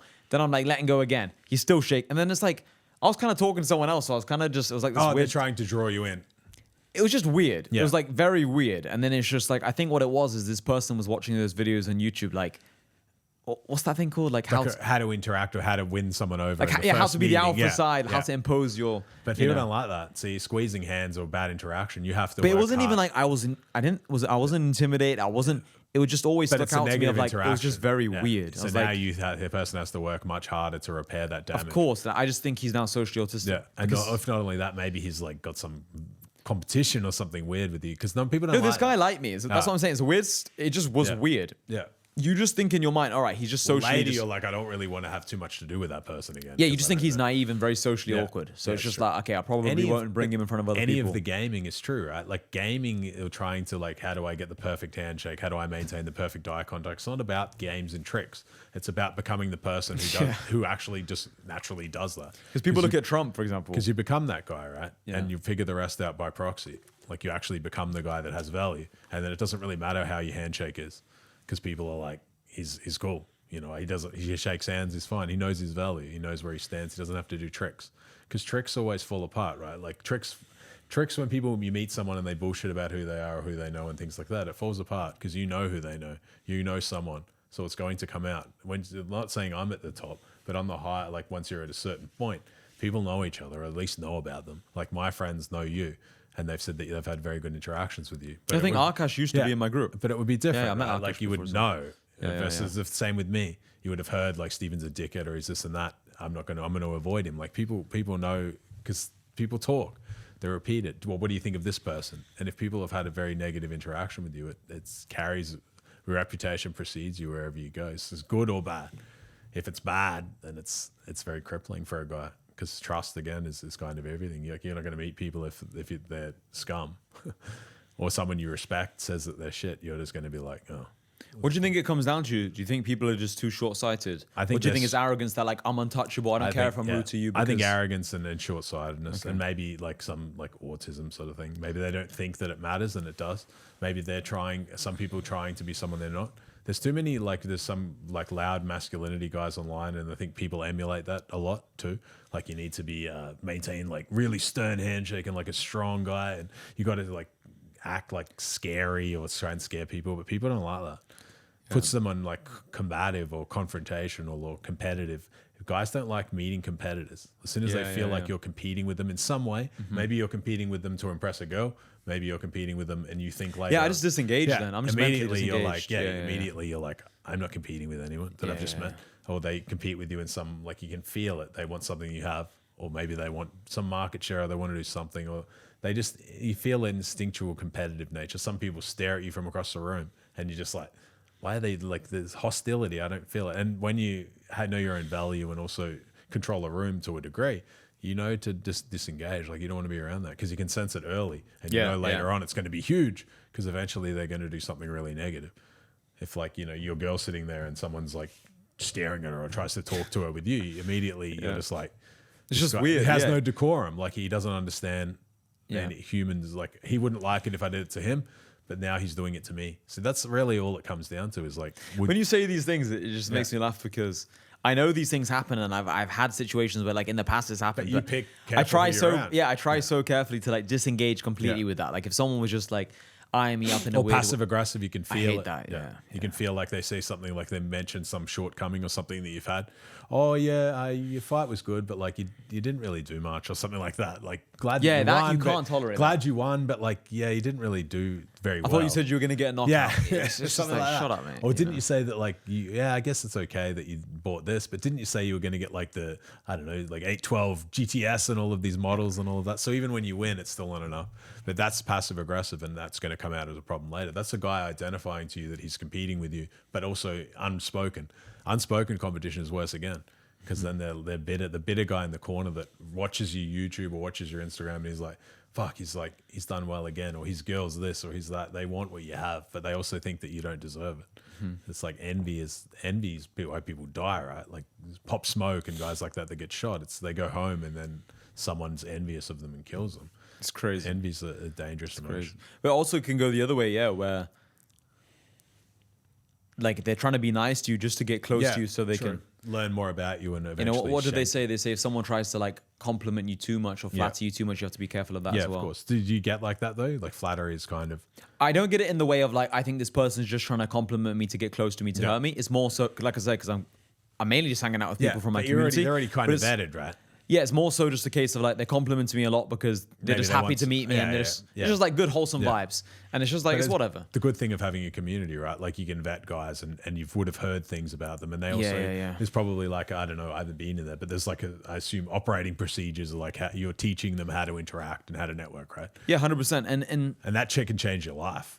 because you can Bro, avoid yeah. one. Maybe you meet a guy who can help you or do something in the future, but you do something like the 15-second handshake. And that was the guy that could have helped you, or the guy that was the next guy that you needed to meet to progress. And now you've had that bad interaction where he's kind of like, I don't really want to see you again. That's the network can change people's lives in that regard. And they also see what you do that's successful, right? And you teach them new ideas, I would assume. 100%. And you summed it up perfectly. And that's what's so good about like teaching people almost how to think Where'd you as come well. up with the name, New Money? It's catchy. Yeah, it is. I just, I was just in Miami, and I just, but that's who it attracts, right? I was making new money, and I felt that's like the idea, right? The guys who 100% the younger guys, and also it's just because tracks like you, the prototype is you, like when you built it, right? Yeah, it's more so just like my philosophy towards business as well as you don't want to just have like this pot of money which you just kind of stare and polish forever. Obviously, if you're a billionaire, it's different. Yeah, it's different. But it's like if you have like $20,000 in your bank. The best advice I actually have for people, you could disagree, it's fine, but like my actual philosophy towards businesses, you should be investing it back into yourself when you're at the beginning stages. With that completely. I agree. Invest in yourself and then equities or something later. But yourself is the best investment. It's like you invest in your health and then your knowledge. But then when you're making millions, let's say, then I do believe like, don't spend the full 2 million just on fucking gym memberships and like bottles in the club trying to impress the girl. No, that's just crazy. But like, for example, when I was in Miami and I was spending money on the club, on the strip club. But that was also that was marketing as well. Part of the plan, right? That was but do you find like some people don't realize that some of those guys do that and it's a strategy? Some others think that it's what they're going to do when they make money and then they fuck it up and then they're like, oh, I'm broke. Yeah, so I'm quite smart with my money. I don't want people online to think like Hassan's just an idiot spending every penny. Like, no, what I'm saying is what I'm doing is not what you should be doing at home because now at this point I'm at a different level. So are you. But at the beginning, I was that guy spending all my money. I remember. But also it was for promotion, right, as well. Yeah, So it was a vision. 100%. Like when I was throwing the money in the club. They don't have the vision. They're doing it just to... No, then it's just low IQ, truthfully. Yeah. Because in that moment when I threw the money on the floor in the strip club, there was a couple of girls around. But did you kind of feel it after even? You're like, fuck, that's a lot of money. No, because I recorded it. Oh, okay, yeah. But if I didn't record it, bro, I'm not doing that probably. Of course, yeah. I do it sometimes. If there was like... So I wasn't really with too many like close people to me then. I was just like I said, I was new to Miami. But if I was there with my boys, like now I'd 100% do it. Yeah, of course, yeah. But what did you have to do to get impact? Like what were the things that you did to stand out in the beginning? Because that's what I find that guys would have. Because it's like, you're screaming into a void, right? When you start an account and it's Good question, zero. yeah. I don't think I've ever answered that before, like properly on a podcast. Did you have a plan? No, so let me tell you something. So my friend told me to make a Twitter account in April 2020. Sorry. Just spit that. April 2020. So this was in COVID. Back then I was broke doing my door-to-door sales. Yeah. So I made my account. I was like, bro, I don't want to do this. Like I now think trading's the next big thing. Anyway, lost all my money with Forex, blah, blah, blah. So for the first year and a half from April 2020 to September 2021, I only had like 1,000 followers. Yeah. And I basically got my first 1,000 followers by replying to everybody. I was that like weird guy saying like, drink water. Like I was just taking the piss with it. I was like really like taking the piss. I was doing like 300 tweets a day saying drink water, like taking the piss. Yeah. But I managed to get myself to like 1,000 followers just through pure volume. Is the hardest though, right? Actually, maybe the first 400. Okay. The next 600 came from a bit of like showing nice watches. Yeah. So then I started like building my door-to-door sales team and I had money coming in. We were selling boilers and underfloor installation. Yeah. So I wasn't actually making online money. Yeah. I was making offline money. Yeah. I was also doing some affiliating for a couple of people. Yeah. I can tell you that after this podcast as well. Affiliating for a couple of people, and I was making some money. Then I started traveling, and it was mainly from when I was traveling in Miami and Los Angeles. So at the time, I had like 1.2K followers just from like posting pictures of my watches, all that stuff. Also, people are at home because it's during COVID, right? Yeah. But this was like September 2021. I think COVID was starting to wrap up. Starting to wrap up, but still kind of on. But anyway, that was like my first K followers. And then after that, it was all just about like flexing the Miami lifestyle. You know, but that's your audience too, right? New money, like people who have, and I was just making videos, attitude money, right? Like they're out there. New money, just being more bravado and all that stuff. And I was just making videos like talking about topics that people knew would be true, but they was wouldn't. This the whiteboards yet? No. This was just me like sitting there in a Versace robe saying like inflation is destroying your money, blah blah blah. But still, tidbits of information people need to know. It was good information, but just like played up. Yeah, of course. You know. And that was the strategy, like to do things that were a little bit bombastic, like standing out, ways to get attention, like, you know, like wearing a nice robe, wearing Versace. I don't know how much of my mind was thinking like this is better for attention versus like I just think it's kind of funny. Yeah, it's also who but they you go are, together. Though. Yeah. But so you didn't have to try very hard. Like, I mean, trying to be a persona. This is so this is my personality. Yeah, okay, yeah. So that's but like I would have bought a Versace robe anyway. Like in uni, I was so really it's your persona anyway. Yeah, in university, I was thinking, should I buy a Versace robe? But then I decided to spend all my student loan money on gambling. Of course, yeah. Oh, okay, yeah. Gambling. So then I didn't buy the Versace robe. So when I started making some money, I was like, I have to get a Versace robe.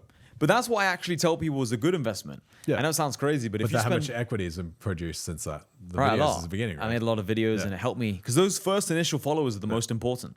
I would believe that. 100%. And having moving it in the right audience. Like moving it down. Yeah, because then you start building some traction. And I remember there was this big account on Twitter called Brute de Force, you know? Yeah, I've heard of it. So he quote tweeted one of my tweets when I was on like 3,000 followers. It was like me making a video. He seems like a smart guy. He is a smart guy, yeah. He doesn't look smart. Like he looks like a brute fucking guy, but then he's intelligent on the side. Yeah, I think that's why he has a big audience. Philosophy. He covers a lot of things. 100%. Yeah. So then he quote tweeted one of my tweets and I jumped from like 3K followers to like 3.6. Okay, yeah. Because he was basically like, I like guys like this who show their voice and face when they're talking about money. Because, bro, you know how it is. Most people talk money, but they have no social proof. Yeah, it's true. And they're also not living a life that you would want to really emulate, right? Or they're talking about money, but it's kind of like a money nerd. I think that's what it comes down to the most, truthfully. It's hard to get the attention as a complete money nerd, right? Yeah, if I was to give advice for someone trying to build a personal brand, and like this is for myself as well, this advice, is like try your best to become like the person other people would want to be. Yeah. You know, so... Like, I know right now, if I was a pro boxer, I would definitely have more followers, obviously. If I was a pro boxer and I was like 7 foot, then I'd get even more followers. Like, the more you are what men want to be, you know, so. Like, if you talked about crypto, but you were like 20 kilograms underweight. Yeah, of course, people would look at you and think like, this guy's gone through a cancer treatment. You would have had to be very early on those sort of ideas. It's hard to get attention, but I believe it's harder to get attention now. It's getting harder. I think so. People that are coming out are more sophisticated, like they're more like structured. Resume is better than others who are starting out. I think what's happening is just purely because there's so many like copycats. 4 out of 10 videos are getting produced. So that like before you could get away with making 5 out of 10 content. Because everyone's making 3, 4 out of 10. It's easier to make them too now, right? Like that tools and things. Are Precisely right. So now there's thousands and millions of videos. How do you go with having new ideas? Because I've even seen some of your whiteboard stuff. Like you have your own ideas.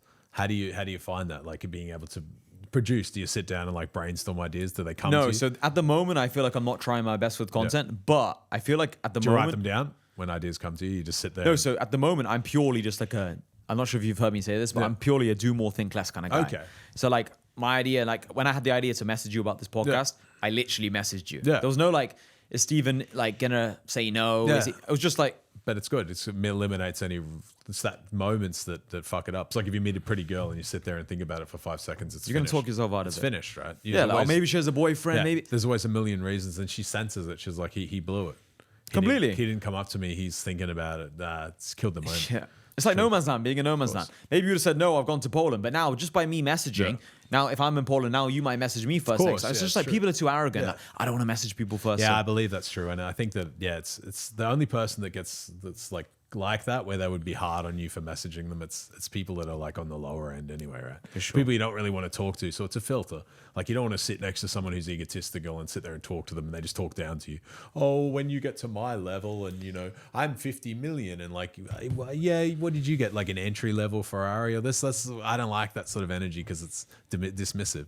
Completely. It's not. Why would you sit and talk to someone just to belittle them? But you also have to be like, realistic with who you potentially could. Of course. Like I wouldn't DM Joe Rogan. Yeah, of course. Because I feel like he'd be like, no, I'm not going to do a podcast. Of course. He wouldn't reply. Obviously, no, even if you send him like sometimes they send a video or something and they're like, let's do this, let's do that. Of course, if you have like 10 followers and you message someone like I don't know the Tates or someone to be like, can we talk? It's very unlikely. Yeah, it's just arrogance. Yeah. It's not even arrogance. It's stupidity. It's like if someone's I don't know, overweight and they run up to an Instagram model who's like stunning and they're like, baby, reply to my DMs and they got 10 million followers. It's unlikely, right? You have to be. I think it's just stupidity. It's not even arrogance. You have to go the ladder up. Sometimes it's like, like you want to learn, so you learn from your manager at work. You want to learn management because you want to eventually be a leader of men. Well, you can learn your manager at fucking fast food. Maybe it's your manager at McDonald's. And maybe it is a job that you don't want to do forever. But life is a series of stepping stones. It's not something that you can just say, I'm working on the fries today, but tomorrow I want to be this like complete swing, because people aren't going to trust you in that position. It's like moving step by step. Maybe you learn management in a job that you don't really enjoy. You're working under the manager. Maybe you're not getting paid more, but you're learning a job that eventually will pay you more. Like you're learning how to deal with people. He's exposing you to higher level ideas. You're seeing how like the manager, maybe it's the manager of McDonald's, whatever, but you see how the logistics work, like how their ordering works. Like you can learn new systems. You see the ideas that he's exposed to. Yes, he has more pressure, but he has more opportunity to grow. He's meeting like, I don't know, like guys developing. He's meeting many people in those sort of areas that he's exposed to bigger ideas. He sees the actual boss. And you can see the boss, and you feel the boss energy. When you're a brokey, you've never been around a boss, very unlikely. And when you're around them, it's motivating. You feel it, like you're around someone who's like, oh, this is the boss. This is the owner of the store. What does he do? Like, how does he walk? Well, he's actually not that different to me. Yeah. I realized that why aren't I the owner one day? I'm talking to him, and now I realize that he was in school for 8 years or 9 years or 10 years. How is he owning anything? He's out of shape, or is this and that. Like, I thought that he would be. You don't realize it till you have it, right? Like when you first sit in your first BMW or something, it feels attainable. Even if it's a 3 Series BMW, so true. It's like now I feel like it's like, how can this person have it? I can't, because he's not that different to me. Mm-hmm. It's like when you get a guy and you meet a guy and he's got a hot chick and the guy might be out of shape. You're like, why has he got this? I don't. I'm in shape. How do I not have this? And now it's just like a mind breaking, and you like that little lock that was on there, or that little block in your mind's now knocked down, and you're like, I'm the problem. Which is why, though, to go back to the original point, which is why guys like us, we hate that feeling of someone potentially trying to use us, come in for 2 weeks and take what we know, because we know how powerful information is, where we can unlock that block in so many people. So if we know there's going to be someone who's going to come in for 2 weeks, then you're fuck off. You're creating a competitor. We don't like that. Yeah, of course. Because and essentially the hardest thing with this and content and things like that, people think that everything should be free. Like people think that a guy has all of this information that maybe it took 20 years of heartache to learn, or maybe it took many years of heartache to learn, like rejections. It costs you a lot of money to learn the skills, but also to be able to produce and package it in a way that people can palate. Because it's not easy to, like, people say information products and things like that are easy. It's not easy to produce an idea that's new or an idea that's difficult and give it to someone and crush it into their brain in a way that they'll understand, like a way that they can actually utilize. That's an art form. It's not easy to produce information that's new and give it to them in a way that they can like snack it down and actually absorb it and 100%. Deliver. That's a skill. Yeah, it's not just like, it's not just taking what's out of your head. It's not that easy, and producing it in a way that just articulating yourself. And also it's just like, if it was so easy, then why does everyone else not do it? Because it's hard to get an audience, because you have to be someone that they think is worthy of listening to, but that's difficult. And you have to, how do you deal with the negativity online? Some people, it breaks them, right? Like some people. I'll answer that in 1 second. I just want to say, like, there's a guy in my group who had a daughter. Yeah. Just had a kid like 2 days ago. Oh, congratulations. And he was basically just saying like, thank you, bro, because of what you taught me. It's like helped my family forever, basically. And like, it's super cool when you get messages like this, because a lot of guys online think like, unless you've made someone a millionaire, like you've not helped them. Well, that's almost. a life changer. He's going to reproduce, and of course. And it's like his whole family forever now is going to be positively influenced because he now knows certain things. And when I'm not taking all the credit, not at all. No. I'm just making the point that but when maybe you help, exposed him to a new idea. Yeah, when you like remove a certain blockage in someone's brain, like they'll always be thankful for you, because forever, right? It's forever. So yeah, I think people underrate philosophy and mindset, and they focus too much on the physical. And my favorite quote ever is from Napoleon. It's like, the moral is the physical is 3 is to 1. It's my favorite quote, because I really believe in just like your energy and your will and your like having the confidence to go for something is just 3 times more important than physically what's true. But also it's what you're going to carry when you die, right? Like you're carrying it later when you're older, and you're like, I'm glad that I swung for every ball that I swung, even if I struck out nothing else. I like that. I don't think I feel like I that had balls that I swung. You know, I just had the chance. It's like boxing, like that. Like sometimes you box the guy who's better, and you're like, but I feel like he challenged me, and I still prepped, and I know that he hit me with some shots, and I still come back. I feel proud that I still might have lost, but I feel proud that I know that if I get hit by a big man, I'm still going to at least, I might lose, he might knock me out cold, whatever, but I'm still going to at least throw back and try. That's what it's about. That's what it's about. You know, there's a guy in my group, super good pro boxer. And people respect that. Yeah, his name's Amir. Shout out to Amir. He's like 8-0 or something as a pro. Shit. Well done. And we were doing some sparring. He was helping me in the summer do some boxing. And like we were just like talking back and forth. And I was like, we made a bet or something. I was just like I bet you, like I was trying to show him the power of my mind. I was like, I bet you can't like knock me to the floor. It's just body sparring, not head sparring. Head sparring 10 seconds. Yeah, of course. But also you might get injured. For sure. You don't want to take head knocks. This is your business. Of course. And I'm humble enough to know that. I'm not stupid, right? So I was like, body sparring, like, I bet you can't knock me down. He's They like, still nah, can, bro, though, I with liver can. shots and shit, right? Right, so we were going back and forth. He was like, I can. I was like, you can't. So we were kind of, I was like, okay, now it's competitive, and we were both kind of excited by the challenge. So it was like 6 rounds of 3 minutes, and I managed to survive. I was fucking, my arms were all bruised, but and he's hitting the arms in too, yeah. of course, right? And I was just like, but I knew I could survive. That was the point. I had the confidence to do that. And he was like, bro, you surprised me. I was shot. Like, I thought I was going to get you with the shot that'll put you down. Like, it's 18 minutes of sparring. And the point is, when you have that confidence, it does translate into other areas of life. Do you find that it like almost hardens you? Like 100%. once you believe that you can do it, you feel like you've got like almost like a slight force field around you or something. Yeah, 100%. But then sometimes you feel like doubt creep in and then it like wades away. Like if doubt or something ever creeps in, if you ever feel like you might not make it, like you might not succeed, like something might go wrong, and often it does. It's like that. As soon as the captain of the ship feels like, you know, that they might hit the iceberg or the doubt comes in, it's like you manifested something and it actually you lose. I've had that with boxing before where I'm like, same thing. Like, oh, I'm going to win this. This is going to happen. Then they land like one good shot and suddenly I'm like, fuck, there's a chance I might lose this. And then I go worse. I hear what you're saying. For me, I try my best. It's something I work on every day. Condition you not to let that in. Not so much. It's more so I try to be very realistic. I try my best to. Sometimes I get to be honest, very rarely I actually get things wrong that I predict nowadays. I'm not talking like crypto trading. No, I'm talking everyone like, can predict, you know, my capabilities. So for example, when I said that, I knew he was going to destroy my arms. I knew I was going to be fucked. I knew I was going to have to clinch a bit. But like, I know I'm also physically strong. And I weighed it all up and I was like, you're not going to say it's a Nagano. Someone like, you're realistic, right? Right. And it's just like, he's similar weight to me. It's just he's a pro. He's 20 times better. Yeah, and he hits And like, you know, when someone gets you with the left hook, the left body shot, like I have to protect my liver here on the right side of the body, right? Yeah. I think, So I have to protect this side more so. So I knew as long as I kind of protected my liver, I could take the arm shots, I think, for 18 minutes. Like I can... And you know he's just going to bite at what he can see. So he's like, I'll break his arms over time. And then he's like, fuck, they're probably not going to... So it's just like, I think I could survive. But then it's just like also like, you know, you see those guys, I just told you a story earlier, like I could be a world champion in a street fight. True, yeah. Like the reason why for me that's just crazy is because, I mean, we don't have to explain it. It's just stupid.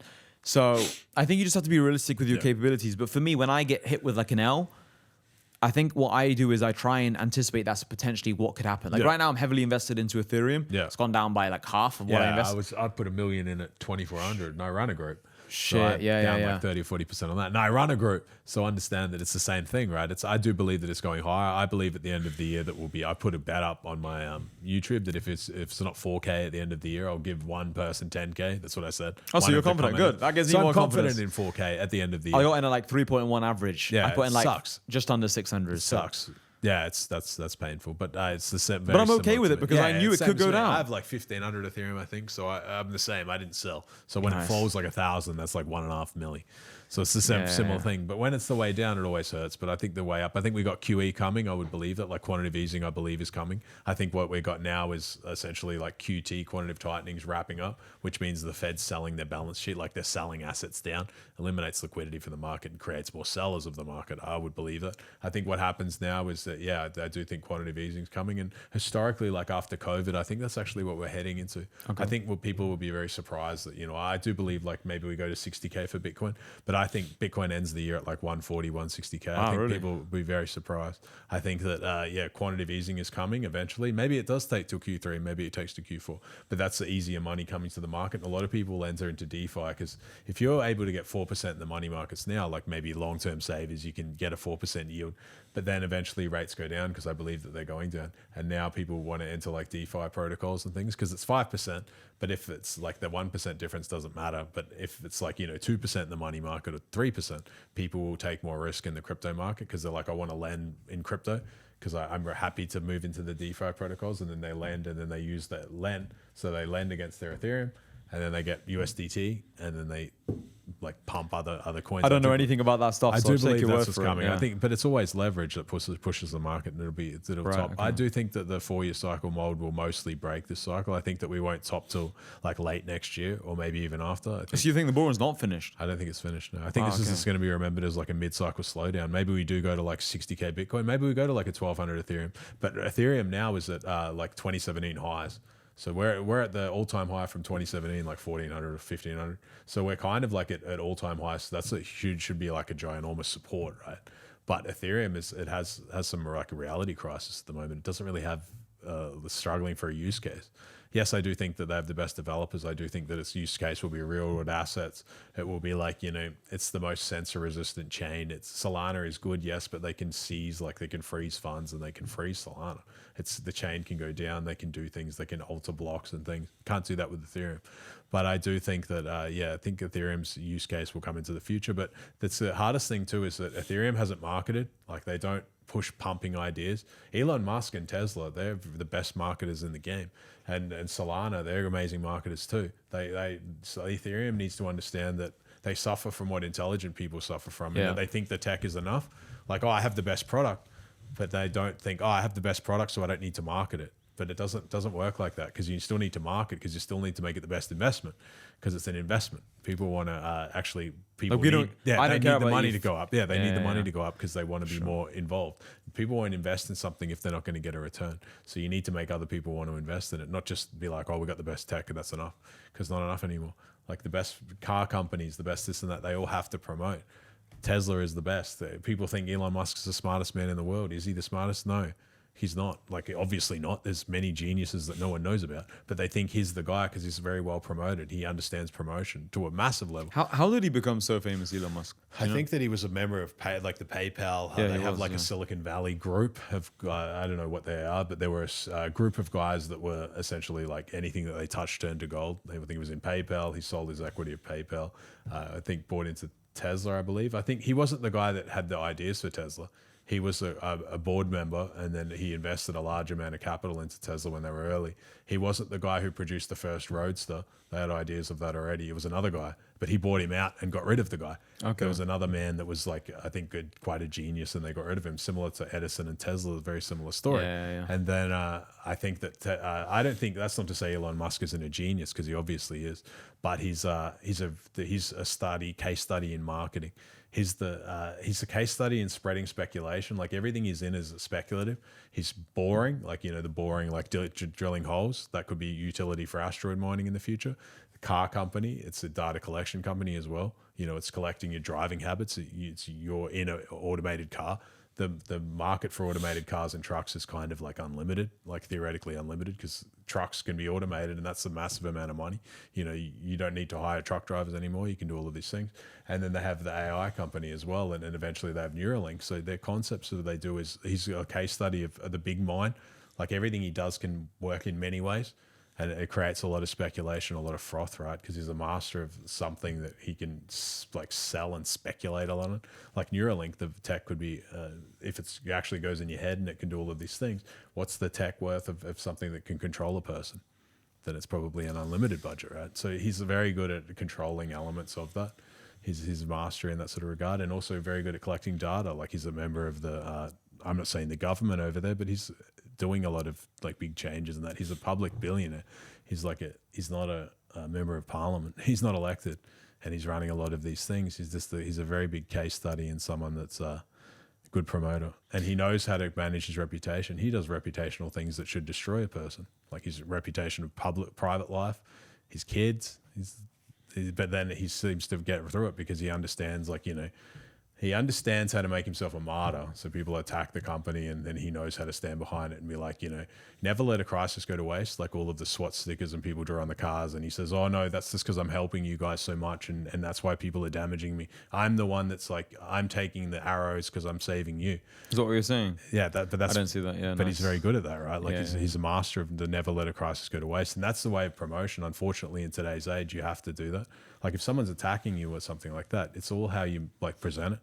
But also he controls the platforms and controls the algo. I mean, you can't really attack him on his own platform.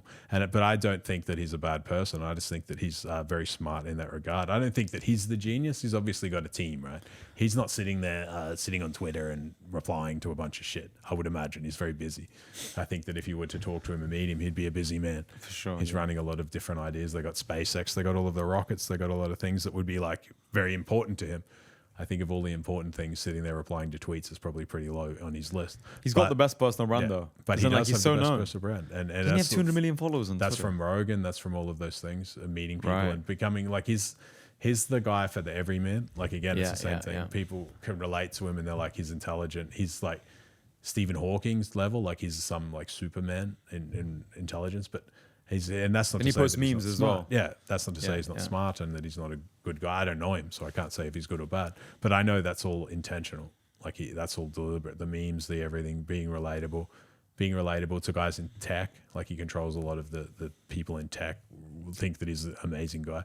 Maybe they don't think that he's the best person because some people, like woke people, that don't like him, but they still respect him. They still think if anyone goes to, what do you think of Elon Musk? They'll always be like intelligent. Even if they hate him, they'll be like, he's still a genius. So that's all done intentional. Like when has he sat down and done any sort of like SETs or anything? You don't know how smart he is. Just because he sits there and talks and has a rocket company, that doesn't mean he's smart. He might not be. You don't know. But it's all intentional. Like this is the show of like building your reputation and brand online. He has like so many publicists and that's their job to make them look as good as possible. But that's the nature of the game. Content is, and again, having the loudest voice. Just a quick question. What would you say then? So someone like yourself, I see your Instagram stories, like you're replying to questions and stuff. It seems very like raw and authentic. Like you don't think too much of your answer. Kind of like my style, but obviously your own personality. So what do you think about that then? Moving forwards, are you going to keep doing this, or are you going to try? I'll keep doing the raw stuff, but I understand that it's limiting in the future. So what's your thoughts on that then? Like if you want to go even bigger, because you can't. There's certain things online that you can't say. Otherwise, you can get shadow banned. You can get banned. Certain groups and things that you can't mention. Certain ideas and things that maybe you believe in or maybe you don't believe in. But even discussing them are risky for your reputation, for your brand, because you can get shadow banned. So shadow ban is turning the attention tap off on one person.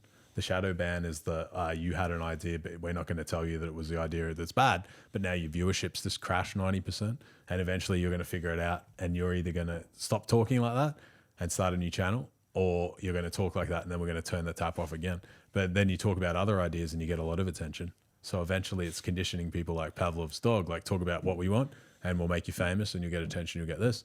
Talk about what we don't like, and we're going to mute you. So it's difficult because when you talk about like history and things that you've done in the past that can make you a brand risk, like if I talk about selling drugs, I talk about taking drugs in the past. Does that get you shadow banned? Not shadow banned, but it makes you a brand risk. Like if you run a crypto group and you say, oh, I used to take drugs, I used to do this and that, it damages a reputation as a like investor. I think some people might just not want to invest. Of course. Oh, right. Okay. Yeah. It makes sense, right? Like people invest in Warren Buffett and they invest in those fund managers because they're very front facing, like they're very serious, they're very nerdy. I don't want to give my money to a guy who's partying and doing shit like $1 million because he's too fun. He might lose it. I want the guy who's sitting in front of the computer and like a complete bean counter, like a nerd, and there's nothing like, he doesn't have a crazy girlfriend, he doesn't have a crazy life, because I know that he's responsible, or at least I think he is, because he could just be using that as a marketing strategy. But everything that's front facing now, you have to be careful of. Everything that you do, you have to think, and unfortunate, is this going to get me a good result in the future or a bad result? And being too raw can be a bad result, because sometimes when you talk fluid, you can say something that maybe you didn't really think through. It might be true, but it can upset the wrong people, and then they can just clip that I've had out. that problem in the past. Yeah, they can clip that out and be like, now you're fucked. Even just talking to people in real life, like sometimes you want to say what's on your mind, especially as a kid, you don't censor yourself. And I've had situations where I've just offended people. Yeah. Oh, you offend people you don't know, and you don't know who's in the room or overhears you, or might just hear that little segment. Or sometimes you might just say something that's just unnecessary. Yeah. You know, what's that saying? It's like, don't say something unless it's actually going to make someone... True. People ask you a controversial opinion, like, what do you think of, I don't know, like Palestine, or what do you think of this, and what do you think of the... As a kid, not so much people? that, just because I was a kid, but like I might now, like it can happen. But now, like, I mean, now I'm just more careful of who's in the room, because it's just unnecessary you don't sometimes. know, right? Yeah, it's just unneeded. You know, it's like, I don't need to put my worldview onto this random guy I've just met, for example. Yeah. Or someone asks you opinion on a person, and then you think, oh, I'm amongst friends, and then you say something, and then they repeat it. Like maybe your idea, what do you think of this person? You're like, oh, he's a bit of a dickhead. I try to avoid that. Yeah. I try to avoid talking bad about someone or saying something unless I say it to their face. I try my best. But sometimes even if you say it to their face, they still can misinterpret it.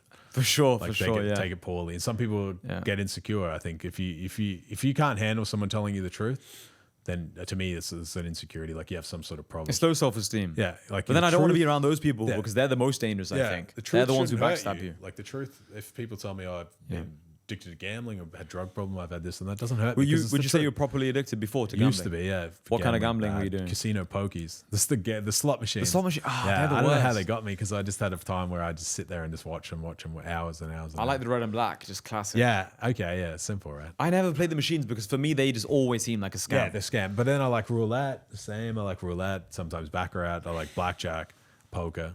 But it's just the same thing, right? It's the Did you same. win big sometimes? Sometimes, but not big. What was your biggest win? I think like 80K. Oh, it's good, still So big. still comfy, Huge. yeah. But then I remember over like the next week or 2 weeks, I put it all back. I remember that I realized that a gambling problem when it didn't become about the money. I realized that I just had to lose, or like I wouldn't leave with money. It didn't matter if I was like 10, 20, 30K up. I'm like, it just buys me more time, but I have to get rid of this money. I don't want to take it home. I can't leave with any money. It's such a crippling addiction, I think. Isn't it the worst one, they say? I think it's the worst. I think it's the worst. I think it's the worst. Why do you think it's the worst? I think because it shows no signs. Like you can hide a gambling addiction for a very long time and it can become massive and then you can lose everything, right? Like you can erode. Right, so you could be 10 pounds up, 10 pounds lost. Whereas a dope addiction, if you're fucking doing shit, people meet you and they're like, you look like a crackhead. Like you've got big problems. Like it's obvious that you're drunk. Have you ever taken drugs? No, not like that. But I've taken many drugs in the past. But never like the big snorting ones. Never the big ones. Like That's that. good. Yeah, but it's like I think like an alcohol addiction or something. You meet them and you're like, this guy smells like booze. Like I can tell he's pissed or something's wrong with him or like he's missing his requirements. Like he's not turning up at work. He can't drive. He's wasted. And now you get a bit of a warning. You're like, he's becoming a mess. I can tell he's an addict. But gambling, they can hide it for a very, very long time. Very true. Until the very end. And then they're like, oh, Hassan, I got to tell you, I've blown your like company account out as well. And I've spent everything that I had access to. And then you don't realize till late and they can lie to you, right? Like I had a chick and sometimes I would spend her money. And we were together and she didn't have much money, but I would still spend it. Gambling. It's funny now because you're through the other side. Like a few $100, you know. And that was just buying more time on the machines. But I realized that to people watching this right now, I was going to ask you that earlier. Then we started talking about something else. Are you one of those people who are completely like now saying, guys, go cold turkey, or do you say moderation? I still think moderation. For me, I'm a realist. You know, I still have my moments where I'll still go to the casino, I'll still do other things. Are you worried you're going to completely lose your mind? No, I've lost. I think once I hit a certain amount of wealth, I lost the attraction to it. Like I can't, it doesn't really matter to me if I lose 10K, but maybe I'll go and drop like $10K every 6 months. Okay. I'll go and just be like, but I already expect that it's lost because I know it's lost. It doesn't matter if I win, I'll lose. That's a healthy approach. Yeah, I'll just throw like $10K down and go to like, I don't know, Marriott Warsaw or something like that and just be like, I know I'm going to lose, but it's fun. And then I'll lose and then stop there. I think once I hit a certain wealth, it just didn't do damage anymore. But I don't want to go there and drop like 100K or 200K or 300K, 400K, because then it could start to damage me. But it doesn't feel the same anymore because that money doesn't really matter. Like to lose 10K doesn't matter to me. 100K probably doesn't matter, but still I don't want to get in the habit because now 100K, that's a serious when you start this, but also you don't want to keep frequently losing 10K. Yeah, when you disrespect money. Even if you disrespect 10K at a time, it's like, oh, I'll just drop 10K a week because maybe I make 50K a week. That's getting to be a bad habit because the 10 can become 50. 100% could become 500. And then later you can have a bad year and then you're like, fuck, I was on a really hot year and now I'm making $1 million a year or making less. And now I'm like, shit, this is a problem now. I was looking at John D. Rockefeller. Yeah. Like I was studying him a bit and they were talking about how he used to respect every penny. Yeah. Like if his competitors or like if anyone moved the price just by 1 cent, he'd be on it. Yeah. If his, what'd you call them? Forgot the word. Suppliers tried to increase the price by just even 1 cent, he's on them. He's watching wherever he's watching everything. Yeah. And you watching have his to accounts, be like that. right? Yeah. Sometimes I have moments the same. That's where I'm bad sometimes. Yeah, I'm bad. That's what I mean by then I'm bad. But it doesn't damage me. So let me go back to what I was saying. So the point of like, I'll be bad in the sense of I'll be spending, let's say, hundreds of dollars on like just like food and like restaurants, and I'll pay the dinner when we're out with people, and it's like, that's fine. I made the decision to do that. But it's like, I won't be wary of how much I'm spending. But it'll never damage me, so I don't care. But I'm saying like, I think that if I was to look at it, I would probably be more financially disciplined. You could overall. be surprised, yeah. But then again, I don't really... Doesn't matter to you though. It just doesn't matter. I don't regret damage, it. Right? It's like someone gives you a low kick and you lose like 1 HP. Yeah. And you got it's kind of like that. Instead of like, if I focus too much on that 1 HP now, I get headshot and I die. Yeah, kind of like that. Yeah, it's important. That's true. And I think if you're like now trying to be that guy, is like if you're out with dinner, you're thinking like, I don't want this person to order the steak because I'm paying for this. And you're also thinking like, then you're just again, you're just thinking more money all the time, which is important too, I think. New money attack. We need new money, not like... Thing. Yeah. You're surviving on the last win, right? Like you're not sitting there in the last crop. But it's nuance, guys. Like we're not saying like let everyone take advantage of you. Of course. If every time you and your friends go out, you're paying for the dinner and like you're all like equal in terms of finances, then that's bad. Yeah, like, of course. Check that. And that's a big thing. Sometimes that happens. Especially because, and sometimes girls or other people that you know, they just know you're rich. So it's just, they expect it. And sometimes ungratefulness can fester. And to me, from women, ungratefulness is like death for a relationship. It's the worst. Because they don't appreciate the fact that you also work hard. They're like, Hassan, you're a millionaire. This is a $20 bill. But you're like, yes, but understand all of the shit that I had to do to become a millionaire. This is my $1 million. This isn't yours. $20 is still money, right? Like, do you want to pay for it? They don't.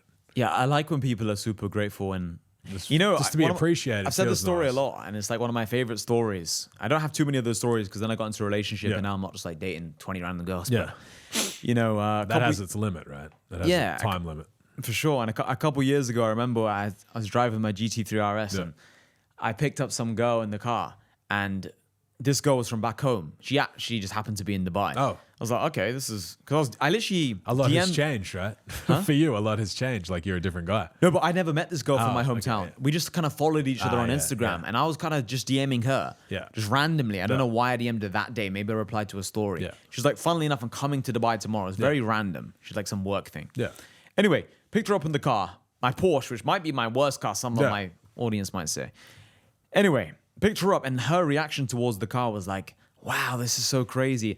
That was one of my happiest memories of that car, because normally I'm just like picking up girls like you see in Dubai or whatever. And they see it. They've seen something. They're like in Steven's Porsche. Yeah, they've seen it, right? They're used to it. They've seen something. But don't you find that it's nice because it's wholesome? Super nice. And I remember like, showing her a few things, and like she was asking me all these questions, and it made me be like, I'm actually like rich. Like, Do you I'm ever doing find like sometimes too, when you feel those moments, it reminds you of like how far you've come, but also 100%. it's like you're living it for the first time again. Yes. Like when a chick gets in and you rev the exhaust, and they're like, or a dude, even a friend, and they're like, whoa, like hit it again, please. Like for a second, you're like, it like takes you back to that.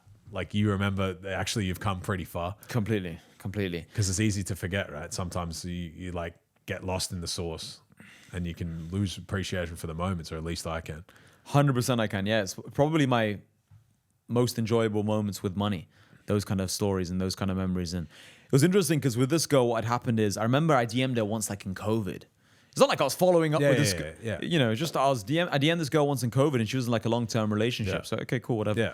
And like, you know, when you just follow someone, you kind of just forget about them. I mute most people's stories anyway, so I'm not really checking the stories out. One day I just DM'd her, and then like since I had last spoken to her 4 years ago. Like, okay, she broke up. Yeah, it's a long time. Yeah, of course. Right, she just broke up with a boyfriend, and maybe she's like started a job. Yeah. But then it's like I went from completely broke, being a normal guy in Coventry, to like now where I am now. Are you proud of how far you've come so fast? I am for sure. But truthfully, like, I'm not like. That's what I love about Warsaw so much. So Stephen lives in Warsaw. That's what I love about Warsaw and Bucharest, wholesome, Romania. right? You see normal people. You feel quite rich. You feel quite powerful. But you also feel like, again, it's the contrast that makes it, right? Like, what's exceptional if you're around everyone who's at least exceptional or can pretend to be exceptional? Yeah. And you also don't see it. Like, you don't see how far you've come because you see a lot less normal people in Dubai. That's what I mean. Yeah. So when I'm in Warsaw or Romania, I feel more like, wow, I'm actually doing really well. Yeah. But then when I'm in Dubai, it's just like I'm very much like work focused. So then I'm not so much like checking how far I've come. And there's lots of flex. There's lots of people flexing. And a lot of it's just fake though as well. True, so even though I know it's fake, if I keep seeing a Lambo though, I do think my Lambo is less special. Even though most of them are renting it, I have bought mine. Yeah. But yeah, I'm not one of those people who spends too much time like, oh, I achieved this. Yeah. You know, I said this to my brother the other day. It's actually a funny conversation. I said, what have we achieved the last 3 years? I was kind of like sat there like, I feel like we should have done more. You know, it's like, okay. Is your brother like you? Is it my personality? Yeah. No, he's way more calm. Okay. He speaks way less. Yeah. He's way more calm. Is he more of a thinker? Like he thinks more, you do fast and he thinks deeper, or what's the thing? I'd just say he's just, he now works hard. He works with me, just helps me with everything I need to do.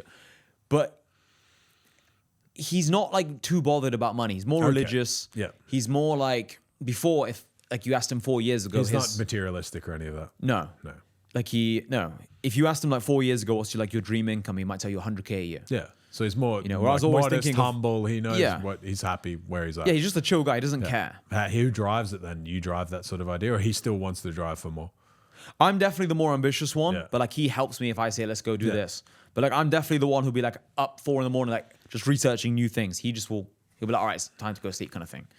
So he's just definitely less ambitious, but we complement each other very well. And he's my brother, so I can always trust him, which is huge.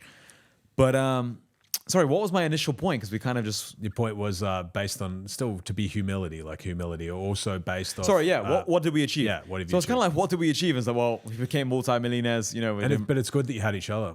For sure. So you can both see how far you've kind of both come. Yeah. So, but the point was just like kind of what have we achieved? And I've always had the mindset of like, we're not doing enough. But I guess you've gone there together, right? So again, you've been side by side. So he hasn't come to you later where you're like, wow, you've been at the whole time. So he didn't start like completely at the beginning with me. Okay. But I definitely wasn't like balling when But you've grown together. Yeah, 100%. He started working with me like in June 2022. Yeah. So he was in But uni. you're already starting, concept was proven, like you already had an idea. Yeah, The yeah, for vehicle sure. was set. For sure. But then when I was just like at a certain point, I was just like, bro, like just leave uni. Like this is bullshit. Like even if everything goes to shit, like I just know how to make more than a few grand a month at this point. Like you don't need a Just job. online is the way to go, right? Right. So that was kind of that. But I remember just telling him that and he was just like, yeah, but we've become multimillionaires. And it's just like, most people kind of look at making $1 million as their ultimate goal in life. Yeah. I was always just just, mine, right? that was your goal. Yeah. Well, yeah. But yeah, because of your background, Yeah. right? And your scenario. To have $1 million, I always thought that was it. But I think it's different as well because you're 39, I'm 25. Yeah, true, So yeah. 14 years ago when you were 20, Yeah. There wasn't so much internet. $1 million wasn't was way really- more than $1 million now. Yeah, true. And there was no internet. Yeah. So for you, I think it's different. To sell internet, anything was hard. to Very scale. difficult. Yeah. And I think And no as much information. for sure, Like I didn't know anyone that was you didn't see making more money. Hassans online No. talking you could make money. Yeah. Even if I didn't believe it, I would still be like, how It's the fuck is normalizing this guy it. in Dubai? Yeah. Even if they don't believe what you have to say, they still can't ignore that you have what you have. Yeah. So I get messages all the time from guys being like, how is everyone rich and in Dubai and they have this and they have that? It's kind of normalized, right? They don't realize it's a very small minority of people that have it. Bro, I forget it as well. Yeah. You know, I don't even mention his name. But I remember talking to someone a couple of years ago and we used to talk about making money and he was just telling me like, you and like maybe one other person, like the only two people I've met in Dubai who are actually making big money. A lot of pretenders, a lot of fakers. And at the time I was like telling him how much I was making at that time. And he was making a lot as well. Yeah. And it was like a big number. I don't even want to say it really. But I was like, I forgot that was a lot of money basically. And he was just basically kind of saying like, bro, are you crazy? Have you lost your mind? Like, that's a ton of money. But it's just like, I've always kind of, well, for the last few years since I got into business, my mindset is very much like trying to focus on the input, not the output. Yeah. So I try to detach from the Rishabh mill. I try to detach from Because that. also you understand that others are going to input more. You're competing. Because my against dad, others. from those lessons from my dad, like Steven got 77%, I got 72. He only got 77. But he also didn't do all you could do. You also could have done more. That's the same. That's the right? thing. So he would say to me, could you have tried harder? And I Others said, are working yes. fucking hard, right? Like Yeah. the guy who's going to eventually be the next Hassan. You're always watching out for that. Completely. And they can be. They're a viral video away. The guy's watching it. It's possible, right? Look at that guy. Who's the big black dude? The guy that's Ashton just Hall. the fitness guy. Ashton and Hall. he's just 20 million followers or something. To be fair to him, though, so what I will but say, he was doing it for a while already, right? and he was jacked. And he's a beast, yeah. He has it. When you look at him, you're like, he has your attention. If he comes in, he's something. You would look at him and be like, oh, yeah. He looks easy to abnormal. get his attention, Yeah. And I think a lot of people look at people and be like, oh, he's an overnight success. I really don't believe I there's think he was such thing. doing content for a very large A period. long but time. now I would assume he's going to be very successful. Things like that. Like not successful. I don't know what his business acumen is, but I imagine as a It's hard not to make money when you have 11 million promoter, he's followers. and also, he But I think before he had that viral video, I think he was already on 4 million followers. Okay, So it's not like already he was a a success, nobody. Yeah. I'd seen him on Instagram a couple months before. He was starting to blow up though. But yeah, I think And he when has talents. Like his talent is that he looks the way that he does. And he's obviously super good at sprinting. And he also obviously maintains a very strict diet and things like that. Like there's a lot of years of work. You can't just be built like Superman. He already had that look. But then again, with content and things like that, like some people can go viral on silly stuff and stuff like that. It's what do you want to be known for, right? Like he has a perfect niche now to sell fitness products or something in fitness. Being known as, I think that you would understand the same thing. It's quality of followers, right? If you're a TikTok guy who does dumb dances, it's going to be very different to monetize into the future. But if you're known as a guy who has 1 million followers, but you do dumb shit online versus a guy who has 10K followers, but all he does is talk about crypto and charts and his followers are like that niche, they're nailed down, then of course one can monetize much easier than the other, right? I would believe that's also quality of audience. Some guy can have 50,000 people on YouTube, and when he delivers a product, he makes a fortune. And another guy can have 1 million followers on YouTube, and when they deliver a product, it doesn't do shit. Completely Because true. it's the quality of the audience, Completely and also true. are they like warmed up in that specific area? Completely true. Yeah. And You know, it's interesting. 2 years ago, 2 years ago, I remember telling my brother, I remember telling him all the time, I don't want to become famous right now. I was like, we don't want views. We just want to make money. We just want to grow our network and just like become more advanced, get more connections. Like you don't want to run into the controversy or any of that. Yeah, I just didn't care. Yeah. Like I very much knew that like you don't need that. You don't need Ashton Hall level fame to make some money. Guys, I know 10K followers on YouTube and still make like 50K a month on a product. You know, 100%. 100%. It's all about like, are you actually helping people, giving them value? Quality of products and something that they can actually, giving back value. They're actually making money on something that they learn.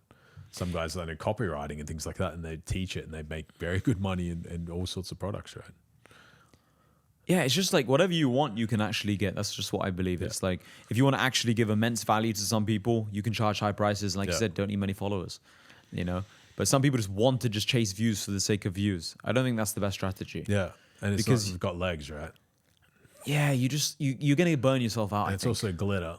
Like you've got a bunch of guys who are also like the lower value because they just want to be entertained. They'll jump onto the next entertainer that like smacks a pie over there or something, and it's hard to monetize that. Because also, again, if you get too silly, eventually then later, you can't really. How does you monetize things like that? You can only sell like gambling ideas or ideas like that, right?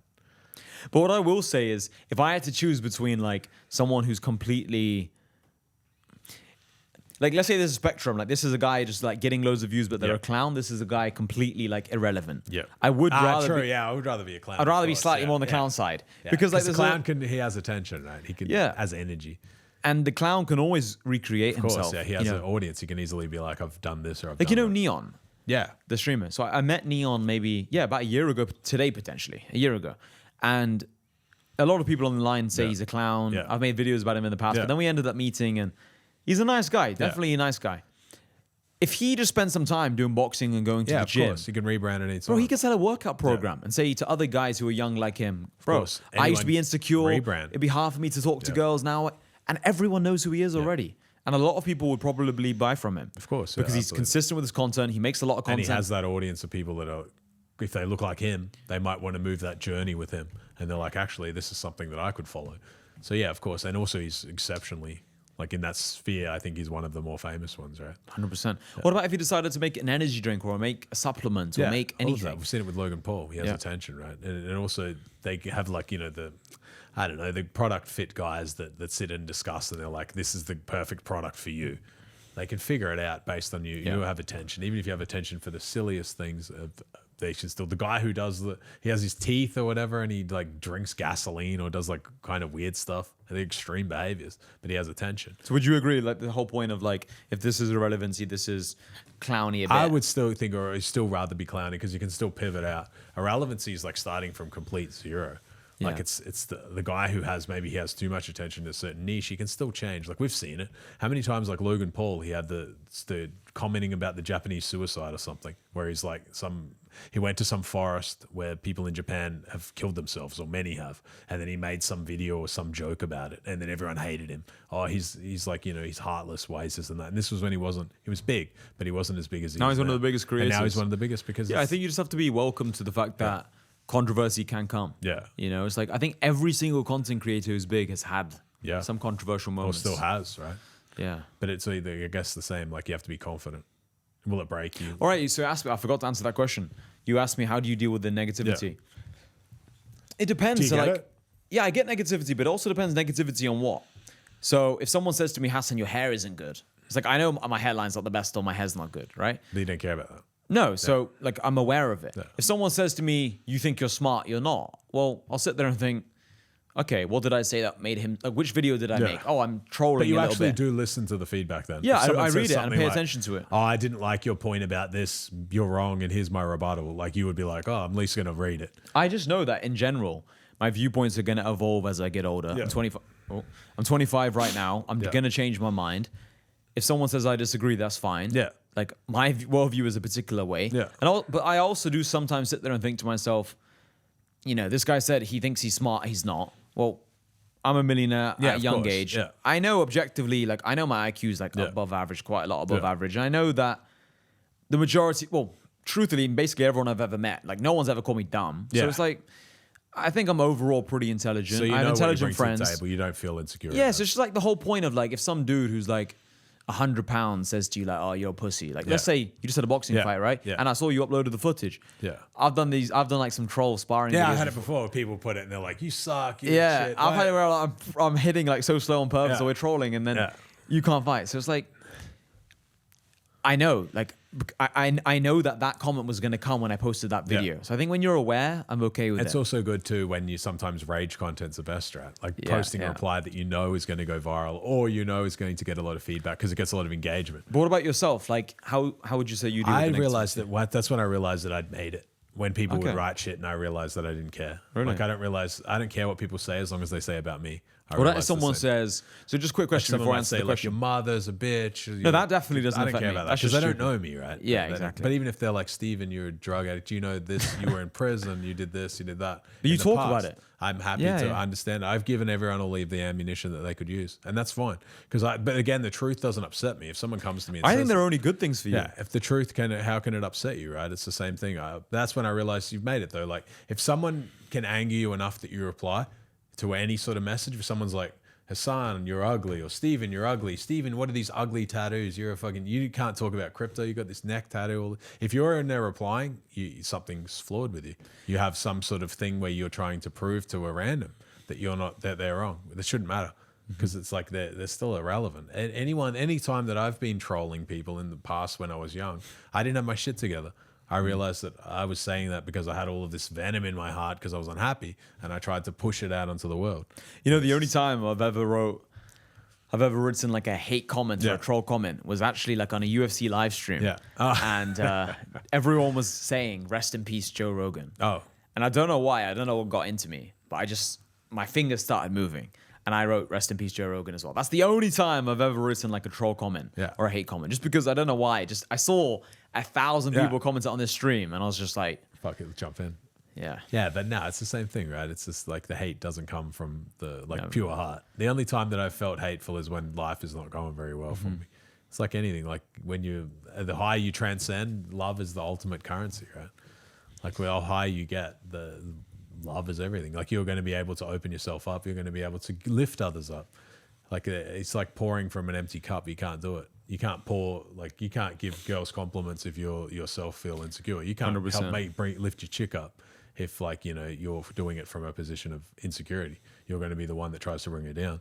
Oh, you're not that special. Like, just to let you know, like don't cover up today and cover up and don't do anything. And you can't leave the house and all these things because you're like making her smaller. You're dumb, you're this, you're that. You're not smart because you try to make them smaller. But the confident person lifts the people up around them. And then, because he also feels like uplifted, right? Like 100%. You want a girl with you. It's good energy makes for you. you look good, Yeah. and also makes like she's confident, she's happy. People see her used together, and they're like, "Oh, that's a good couple." Versus if she looks like she's like upset all of the time, and also you're absorbing that energy, it's gonna cause problems for you in the future. I believe that. I believe like if you have good people around you and you look after them, that also you're gonna get rewarded in this life, because a good leader looks after his people, right? And a shit leader drains his people and then replaces them with new people. But that's like short-term stuff. Like if you have a girl and you just drain her and throw her away, you get staff and you just burn them out and chuck them away. Eventually, you're going to lose everyone that's good around. A lot of people have that mindset though. They have this mindset of like, oh, people are just disposable. They can work for free, and then I'll work them for free, and then eventually throw them out. And that's Or even the mindset of like, oh, if they leave anyway, who cares? Yeah. Like, I'll get a new one. Or yeah, but I don't like that sort of mentality. Neither. There's no legs. Like eventually, it will run a point where you're like losing good staff, losing good girls. then you lose confidence in yourself as well. And also you get a bad reputation. Like Yeah. people see it and they're like, he doesn't look after his staff, or he doesn't look after his people, or he talks shit about his staff, or it comes across, I think you just get what you are. Like life is like a giant mirror. It's cause and effect. Yeah, It's a universal law. If you shit the world up, you're going to get some of that shit's going to hit you back in the face. I believe so as well. It's kind of like if you jump into a pool, you know you're going to get wet. Yeah. If you jump out of a building, you know you're going to die. Yeah. It's like, you need a parachute when you jump out of a plane. Like everyone knows these things.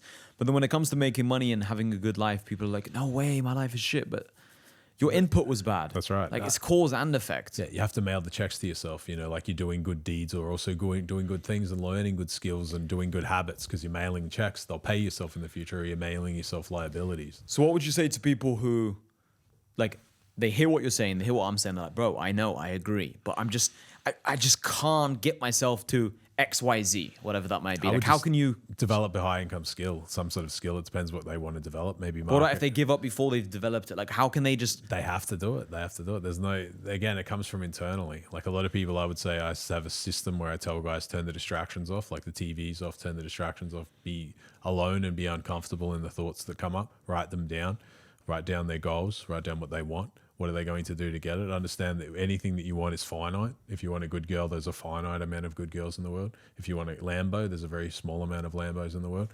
Other things that you want, other people are willing to do. Are you going to do more? And if you're not, then understand that you're probably not going to get it. And that's kind of how life works, right? Like God or someone, if you sit and pray, praying is one motion, but then you still have to do it. Like you can sit and say, oh, I want to make money, or I want to do this, or I want a nice girl, or I want this. But you have to become the man that can get that. And that's through progression, right? Like you shoulder press, like you walk to the gym, first time you're in the gym, you're not pressing the 30 kilo dumbbells. You're pressing like the 10s, and then you're accumulating more and more over time. But then that's kind of like that with life, right? Like you have to start from a low position, yes. But starting from a low position doesn't mean that you can't win the game. Maybe you got bad cards in poker. People win with bad cards all of the time. People lose with aces all of the time. Aces is like you got pocket aces, but you got a high intellect, good looking, got a good aptitude, but then you coast. You think I can beat any hand that comes up. I'm not worried. And then it's like 7-2. And then the last card's a 2, and someone beats you with 7-2 because you just thought, oh, I had it easy. I got these perfect cards, like it's all over. And People do that a lot, man. You get out. So they have a good set of fate, or they're lucky in a particular thing, or maybe like what you were saying with the crypto. Maybe you like just timing, the universe, God, whatever. It's luck. It's you luck, have to right? identify it's luck. But then what they'll do is they'll think they have the magic touch. Like I decided to get into crypto. I'm just the genius. They move into a business just before something explodes. OF management. Yeah, they moved into a field just as it exploded. And that's good that they work hard and they do things, but understand it's timing is still a flag. The reason why it's important to understand like the luck and timing, guys, is because if you can identify that some of your good fortune comes from luck, Keeps you then humble. it's like keeps you humble, keeps you grounded, and keeps you like wanting to work and develop. Because then you think, well, if I'm making X amount of money right now, a year, a month, a day, whatever, working this hard, well then if I work this hard, I'll probably make half the money. Well, what about in 2 years' time? Things are different. And now you're making 1% of the money. It gets saturated. You have to work twice as hard because people are working twice as hard in that niche. You have to outpace them. And that's not to say twice as hard, because of course you can work smarter and you can be more efficient. And you might get more done in 6 hours than someone else can get done in 6 hours. But as a rule, you need to, like you said, like there'll be another guy working 6 hours and his 6 like your dad said, you need to do the best that you can do. And I guess it's just like some people have it and they don't. If you're sitting in bed at night and you go home and it's like, you don't feel like it's enough, that's like, I think, like a calling from God almost. Some people have it and some don't. Like they can feel it, like a feeling. I used to get when I was broken, I used to sit and look at the roof at 2 a.m., sleeping on the floor, and I'd be like, I failed, like I fucked up, like why am I like such a loser? So what age were you when you started like completely turning your life around? I Like started 32? turning out of the army. I would have been, so it was probably 2012, so it would have been about 13 years. So it would have been late 20s, maybe 26, 27. So 26, you got out of the army, and then when did you go? PT'd for like a year, and then when I did you go saw jail? It was probably like 2015 or 2016. Okay, so from the last 13 years, you've just been like self-improving step by step. Pretty much. Okay, nice. So I figured it out in prison. I used to sit and just write down what I want, what I was going to do for it. I wrote down that I had a lot of like baggage and shit from people that I'd either had bad interactions with or bad connections with, and I wrote down apologies to everyone that I'd ever hurt in prison, and then I ripped it up and I envisioned it in my head that I started to think like I was like covered in mud, and then as I was like I do it again and again and again. I wrote it a few times. I felt like the mud coming off, and like I felt like it's just really free because I had to let go of all of that baggage. Because sometimes the hardest person to forgive is yourself. Some people make like a bad crypto trade or a bad trade, or like a bad breakup happens, or they have a bad something and they lose a business and they're like, I'm so stupid. How could I? But then all of that stuff sticks. Your mind is like constantly taking in feedback to present the world to you. If you think that you're not shit, then your life is never going to be very good. As the same token, though, as others who are too like, they not calibrated, they think that they're the man. And then when you're around them and then it doesn't match who they are, they're annoying. Like it's hard to be around them. You don't want to teach someone who has no humility. You want to teach the calibrated man, even if he's not perfect, even if someone comes in and they're a geek or whatever. There's geeks run the world. See, people think that you have to be cool and you have to be liked and you have to be all of this. You have to know what value you bring. If you bring value as you're like a data entry dude, you're a guy who understands coding, and people meet you, you got glasses on, and you're not the coolest guy in the world. They don't care. Yeah, they're but fine you're with the that. man in that field. They're going to deal with you. They can ask you for advice. They're going to deal with you. They're going to respect you. They're going to be like, he's the guy. He's the code guy. Everyone needs. But what you don't want to do is have that data entry guy act like he's Dan Bilzerian in his prime. Right. Yeah, you don't want that. No, just be yourself. Yeah, of course. And people see what they get. Like they like to see something that matches who you are. So the external needs to kind of match who you are, and that's a big trait, because you have to know who you are. It's a very hard thing in this world, because there's a lot of loud people online, and people just copy them or end up like an inferior version of them, and they don't focus on their own skills. Like no one will ever be Hassan, like have Hassan's story, life, expertise. The best thing is you. As such, no one will ever be Andrew Tate. Yeah. No one will ever be Tristan. No one will ever be, I don't know, who's Iman Ghazi or me or any of the guys, or Justin Waller. No one will ever be them. So if you move into copying them in their own game, you'll always lose. And you're always watching for their next thing to do instead of actually moving into your own lane, because there's money in every lane. Everything works. Yeah, everything works. Bro, everything works. Copying doesn't really work. You're always watching and being like, what am I going to do next? Because I'm watching another man to decide how I'm going to be. It's not optimal, right? Because you're not refining who you are, and eventually everyone has their own audience as well. A guy can sit there and just knit all day, and knitting, So drawing true. cotton and fucking around. And if someone's going to be like, oh, Live streaming knitting, I love sewing. I've Yeah. always wanted to do that. It's just everything. It doesn't, there's no, like I say, like there's no silly hobby either. Some guy might collect Lego. Some guy might want to fuck around with computers. Some guy might like Magic the Gathering. It's just, and even girls and that, they respect people that are passionate. If you're passionate about a hobby, that's like, women love that. It doesn't matter if it's silly. It doesn't matter if it's nerdy. It's like, it's who you are. It's again, focusing on the best part of being the best part of yourself. And it makes you a unique character, right? Completely. And eventually later on in life, you become like a tapestry on the wall of just many layers. And then people meet you and they're like, there's so many layers to this person. They're so interesting. The guy who's a boxer but then likes Lego, the guy who boxes and then likes card games. Like they're all contradictions. It makes people stick around. People love that. That's later on, the girls and things are like, it's so much depth. Depth is missing. Depth is like where you meet someone and they're like, I know them on a superficial level. I know them on a business level. I know them on a personal level, friendship level, brother level, but it's like they're falling deeper and deeper into the hole. And then you can separate people. And it's, again, what people want to be around. It's all trained. It's all practice. You have to, but again, you have to have stories. You have to have interests. You have to be able to get out there and do things. And some people think like to have a story means that you have to have some grand tale. Like, oh, I had to climb Mount Everest, or I had to do all of this like extreme things. It's not about that. It's about actually just, again, getting outside your comfort zone, doing things. Maybe you want to go on hikes. Maybe you like camping. Maybe you like getting out in nature. All of those doesn't mean you don't have to be a millionaire to do things. You don't have to be a millionaire to touch grass. Some people forget that. Yeah. They think, oh yeah, Hassan's driving with Lambos and things like that. I only have like a Bro, I had more fun in my Corolla. Mercedes. Yeah, that's right. I had more fun in my Mercedes. Comparison is the thief of joy, right? Completely. If you only sat and looked at people who own helicopters or own jets, you'd be like, I'm not going to really go out there until I can buy like this, Gulfstream. I think that's why I've always actually been happy, to be honest. Yeah. Maybe sometimes I don't look like I'm happy if I'm just focused on the people around me, but I'm actually a very happy person. And it's because I've never compared myself to other people in the sense of this guy's a jet or this guy's a Lambo. I was always the kid when I saw someone else have a Lambo. That's why you can learn too, right? Yeah. I always just got super inspired by someone else had nice things. And you weren't a hater either. Never a hater. Never. That's like, not like, oh, that guy must have a tiny cock. Or that's all, I was always the person defending those people from the haters. Yeah. So, for example, quick story. I remember. Oh, he's a criminal. The only way he got a Lambo. I was never saying that. Yeah, I remember we finished the gym one time. My friend and I, we went into the supermarket to buy a meal deal to get some calories in. Yeah. And like my friend was basically like pointing out like this guy, we know him from Instagram, this guy behind the till. He's like, oh, this guy online, he's like stunting and he's like this, he's that. I'm like, yeah, but he actually might be doing well in life. Like he's 18. Yeah. Like I know this guy. Like he had a hot girlfriend. Yeah. He's 18. He goes gym. He's in good shape. Like he's not a nerd. Yeah. He, he spends all his money on like designer clothes and some trips with his girl. But besides like being a businessman at 18, which who the fuck is, right? He's winning. Yeah. And it's like this kind of person, he's not in no man's land. He's not like in the middle where he's kind of working but not really making any money. He's like having time with his girl, going on holidays, going gym. Like he's a cool guy. Do you think the greatness recognizes greatness? Like even when you're a brokey, like you can still recognize. I think, to be honest, like you were saying, feel like you're amongst a peer, even when you were broke. You're like, I have a route to be like this guy. No, so by the way, this guy who's I was just talking about, he's just some random guy working in Yeah. a supermarket. Like, it's not like he was Yeah, greatness. but still ahead of you. Like many leagues ahead of your crew, like you guys that you were around. Like he's still ahead of them, right? Like he's still something where you can go out there and you're like, you recognize that he's ahead of you. Okay, maybe let me change the story. Maybe I've hyped up this guy working behind the till. My friend who was like hating on him. My friend was like more jacked than him. He was better looking than him. He was like objectively good, but I think he just had this thing, and then that's why I guess we fell apart. It's just that I think deep down he was envious when people tried. Yeah, he didn't feel it. But he was on paper like objectively more like he was that guy when he was younger. But so no, but the guy behind the till, he was just a normal good guy, but like he had a hot girl and like he was having fun in his life. But my friend for some reason was like probably almost the girl, right?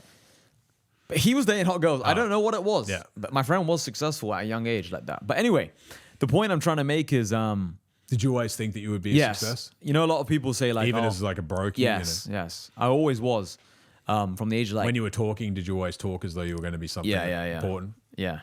I remember I was in economics class and I said the story before on Twitter. You might have seen this tweet. My economics teacher went round the class, asked everyone, what are you going to be when you're older? And everyone said like accountant or businessman or I don't know. They just not economics, just anything. They said like accountant, lawyer, doctor. And I was just like CEO. He's just like, Hassan, come on. Like I was like CEO. He's just like, be realistic. I was like CEO. And I used to always tell my economics class that I'm going to make millions of dollars a year, like at my prime, at my peak. And it's done. It's already done. And it's just like, I always was that guy. That's one thing no one can sit and say to me like, oh, Hassan changed because of like social media. I was always the loudmouthed person. But do you ever find that you do it as a means that you have to deliver? I just think I enjoy talking more. Like my brother's more quiet. I just like talking. Put yourself in a position where you have to now deliver. It is a bit of that, but I think I just actually just like the concept of like not just like, I think I like when people are telling me like, nah, you're not gonna do that. I think it's just because there's energy there as well too, right? Yeah, it's a bit like, wait, they got envious and angry and insecure that I told them what I want to do. Yeah. Like, why? Like that's interesting. I like pushing that button a bit. Because if you tell me something like you want to be a billionaire in 3 years, of course, it doesn't matter, right? I'll be like, bro, I need to hang out with Stephen. At least you have a route. Tell me you got a route there. And he knows something like, okay, like, why does he think he'll make a billion? And then I'll break down the numbers like, Stephen, are you aware of what a billion is? Yeah, like, of course. 3 years is 1,000 days. And then you hear it and you're like, that's like making $1 million. Yeah. It makes to make $1 million a week or no, much more than that even. So it works out $1 billion in 3 years is $1 million a day. Yeah. $1 billion divided by, So it's $1 million a day. Like, okay, so Stephen's going to be successful. Or just building a company that enterprise value. Anyway, the point is that I'd love to hear that story. Yeah. But other people, like maybe the friend I was telling you who's just hating on, even though like he was super strong in the gym, he's always stronger than me, always just like jacked everything. He's got a limited mindset. He had this weird mindset. And like sometimes when he was drunk, he would like reveal certain things. And I used to tell him like, bro, like, you know, I was enough. I always had this energy of like, we can like go and do big things, but do you feel like you can train people out of that if they have a mindset like that? Some people, when they are actually envious, do you feel like it can ever change? Or it's because they don't really I think, become exceptional? I don't know, it's a good question because I think you can turn a big dumbass into successful. Yeah. Like I've actually seen like really low IQ people become rich. I think dumb people actually have quite a route to success. Yes, they do. Because they can be blindly just working. And on a job that you would have quit or many would have quit because they're like, this is never going to work. Outlast everyone. And then it works. Yeah.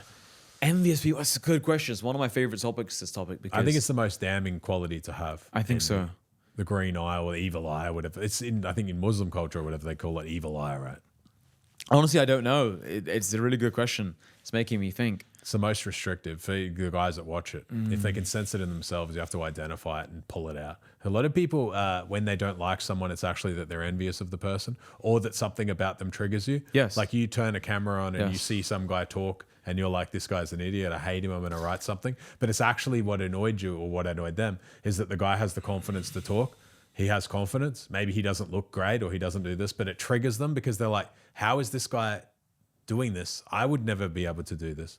Like, and then they're their own kind of enslaver because they're their own limiting belief. A lot of people, when they're very cruel or critical to others, they know that if they are to jump online, people will be cruel and critical to them because the boomerang of karma It's true. Like they've pushed a lot of shit out into the world, and if they eventually do try to do things, they'll get slapped in the face by it.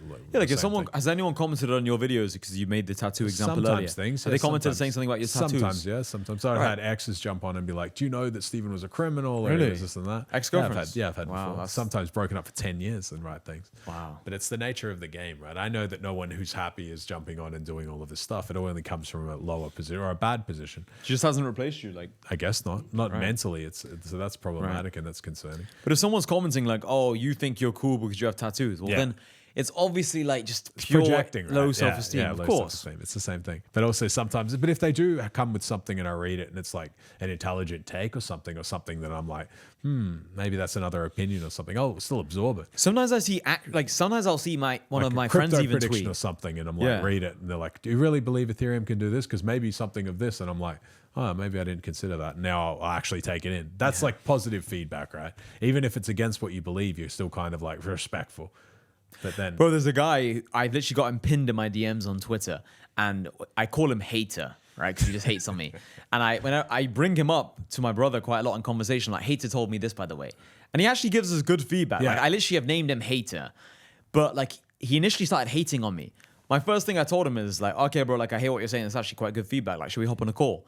So I did a call with this guy who was hating on me. And then he turned out to be quite a big fan of my content, and he liked me, blah, blah, blah. But he actually gives me good feedback. Yeah. Like, he sees your blind spots. do you ever find that with people too, some people just don't know how to approach you correctly, and they approach you through negativity? Like that's happened. They want to be your friend, or they want to be someone in your life somehow, but they never learnt from their dad.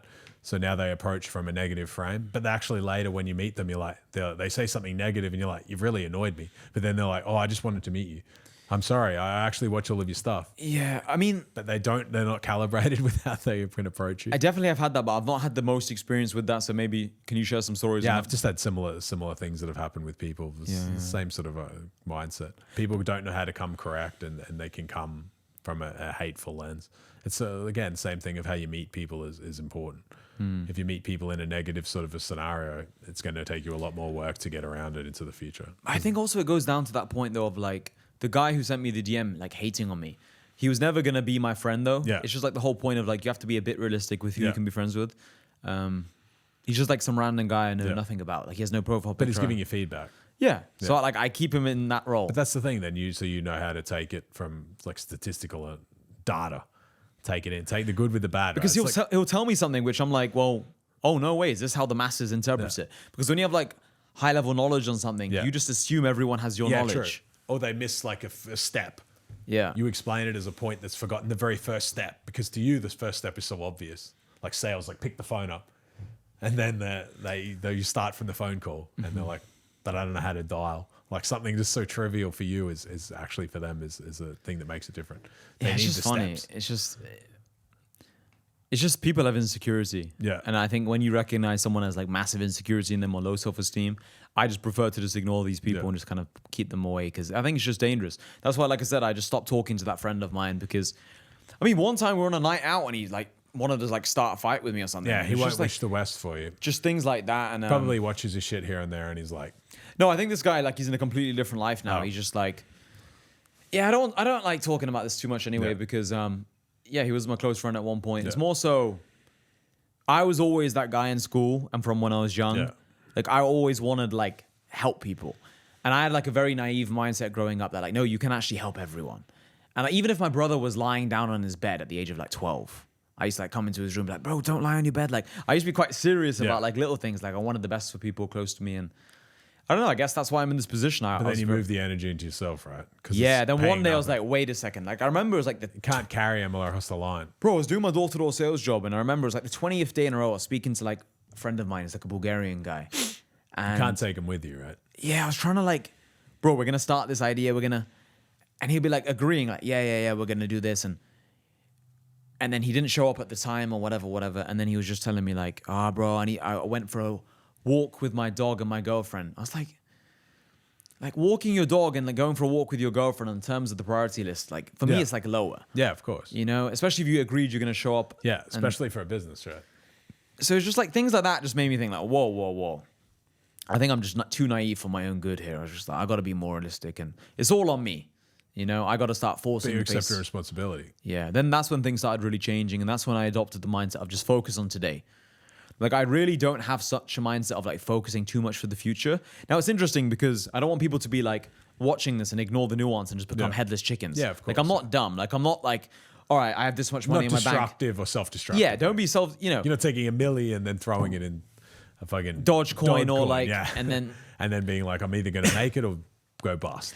yeah, I'm not like that. It's more so like today, just before I met you, I went to see my friend, his new villa, and I filmed a video with him. Yeah. And I knew I had this video here. And then after this, okay, focus on the next They're one. like Eat some bricks on food. the wall, right? Just focus. Like bricks in the wall. They're like a little Just focus on each day. mailing checks. Yeah. Like if you're mailing checks to yourself, maybe it doesn't pay, but maybe one day it pays huge. You know, that's the way it is, I believe. Content's similar to that. Like it's Just keep stacking, yeah. digital real estate. Yeah. Maybe it's not viral today or it's not big today, but people come back to it in like 1 or 2 years. People like you were talking about an idea today that is a viral idea in 6 months. And then people return back to it and they're like, oh, Hassan was talking about that at this point.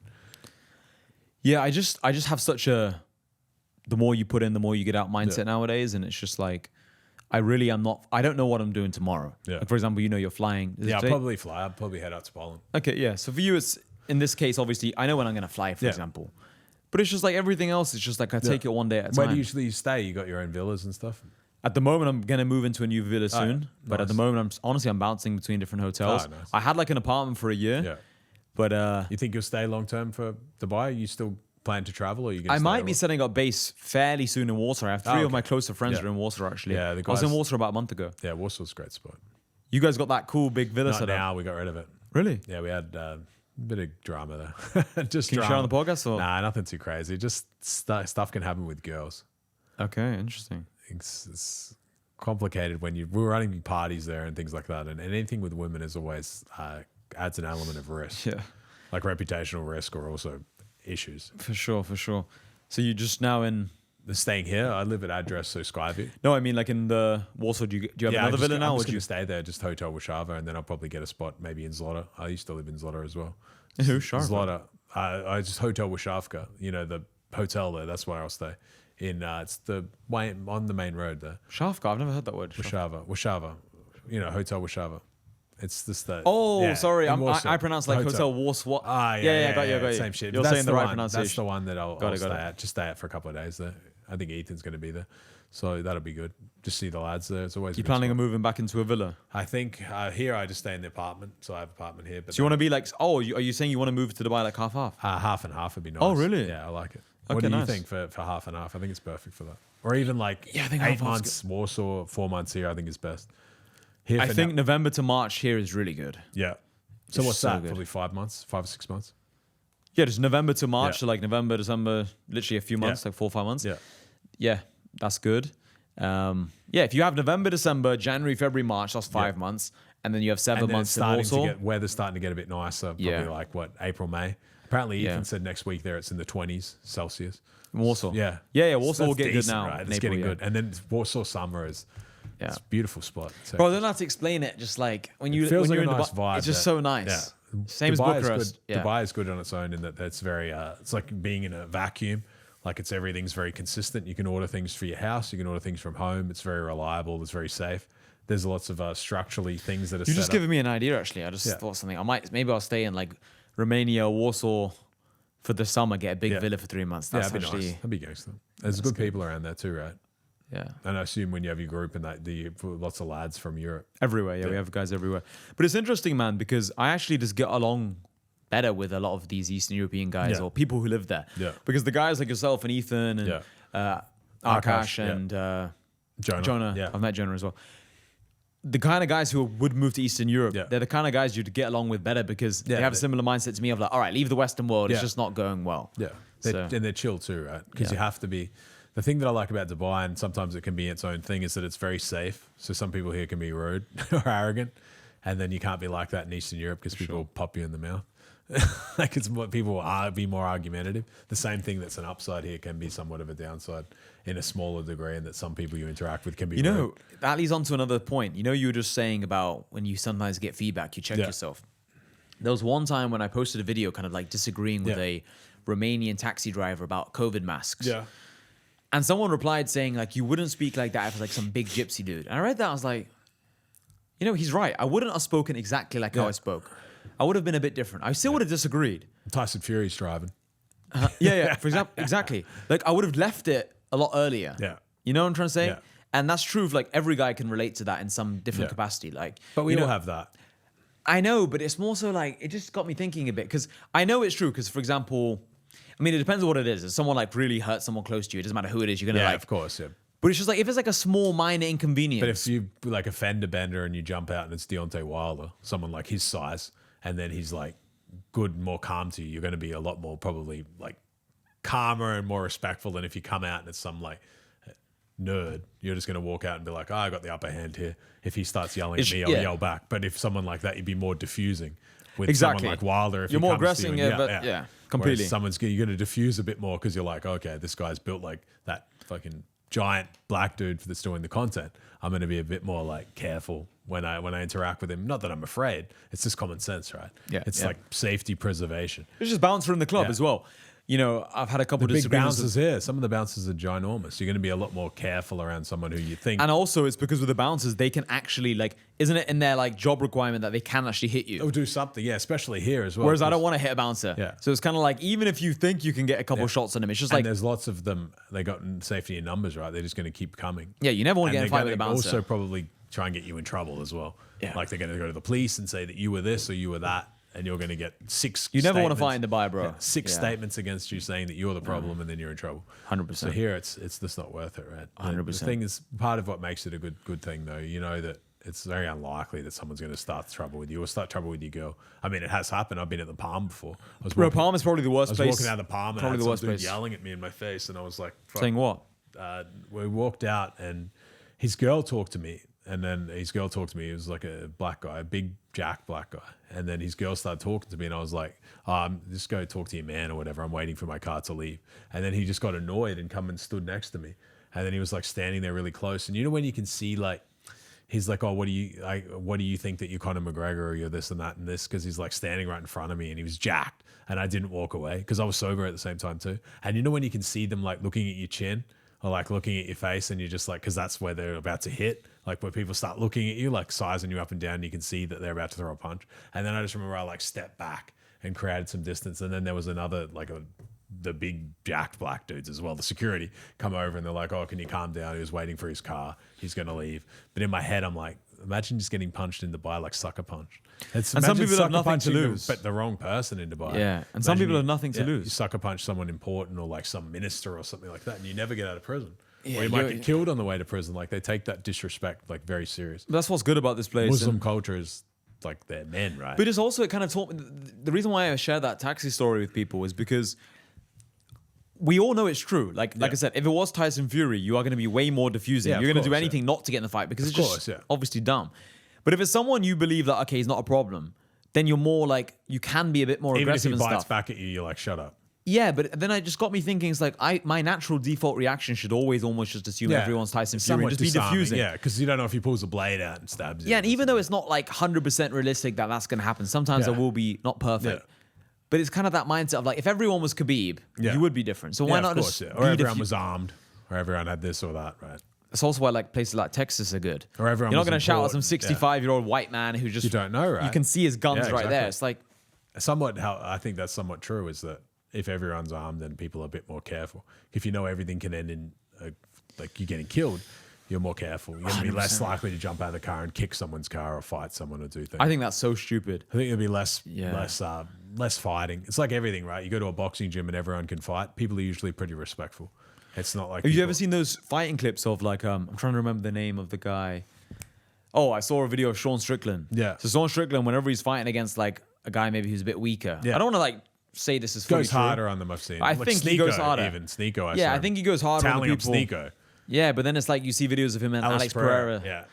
And he's just nice and like timid. So, I mean, he's still a badass. Obviously, I'm not taking anything away from him. I know that if he spars me, he'd murder me, but it's still, I don't like bully mentality, like any sort of, because you can feel it. Like a man knows when someone's bullying a lesser man and they don't like it. Yeah. Because men are like, you wouldn't do that to someone who you know that would knock you out. Yeah. And I think that's also why as a guy... Power imbalance, you know? Yeah, and I think that's also why as a guy it's very important to get to a certain level where you feel confident in yourself because I kind of say it like this: is like even if someone can beat you in a fight, or it could be anything, boxing, karate, whatever. You don't want it to be like a complete like 10-0 wipeout. Yeah. Because then that person doesn't respect you. Yeah. But it's like Deontay Wilder and Tyson Fury. Yes, Tyson Fury beat Wilder, but Tyson Fury wouldn't talk shit to Wilder on the street because if he knew that was Wilder. Because he can still hurt him. And he did land multiple punches that did hurt him. And even if you can just block and throw, like you can at least block and throw, it changes things on the street because there's a chance that maybe you get in a bar fight or someone fights next to you and you don't know. And then they punch the wrong person. Like how many things happen if you go out in the clubs or you might like party? You might just get hit first, and then it might just break a couple. And if you can't defend yourself, like at least guard or at least block. But you block it, and then your watch gets broken or something. Yeah, that's and right. there's all sorts of things. Also, that if you can don't have happen. the pipes to talk, you have to be able to diffuse. If you're someone who accelerates fights, you're going to be in a lot of fights. Pipe and like mouthpiece changes a lot of things. You can talk your way out of most things. Well, that's what happened to me in university. So what happened is, this guy, we were kind of getting into a bit of a scuffle. We were pushing back and forth. I noticed he'd ripped my t-shirt. And long story short, skip a couple things. Punched him. One punch, 4 of his teeth came out. I went to court. Like I had to go to magistrate court. It can be a lot of Crown damage, court. right? GBH. I remember being 19 at the time. I was talking to the barrister. Long story. I don't want to keep it Go quick. to prison for that over there, right? Because they can say it's So GBH. nearly GBH. Yeah. So the guy told me like it's GBH, grievous bodily harm. I was like, what does that mean? Yeah. He's like, this is bad. I was like, it's okay. Because I thought what was going to happen. My friend dropped me off to the court. I genuinely thought I was going to get a slap on the wrist and like a 50 quid fine because I didn't really know what had happened. And it was 5 months later from the incident. Anyway, get there. Some Indian dude's telling me, where's your barrister? Where's your lawyer? Like some guy who's young as well. Yeah, it's not a small crime. He told me, because I missed the first magistrate court hearing. Oh, that's bad too. Because no one let me know in uni. They must have sent it to my mailbox in uni. Anyway, long story short, went to magistrate court. They told me it's too serious. You have to come to Crown Court. Yeah. Judge, like it was like, he gave me a suspended sentence. And he basically said to me, do you know this is serious? Yeah, he basically said, I'll shit myself because you're behind the glass box and like... Even if he gives you 6 months or something, it's still a long time. I would have been kicked out of uni. And at the time, I wasn't kicked out of uni. My mum didn't know about this. My brother didn't know. Would have changed the I didn't tell trajectory of your life, likely, right? Because you would have missed opportunities.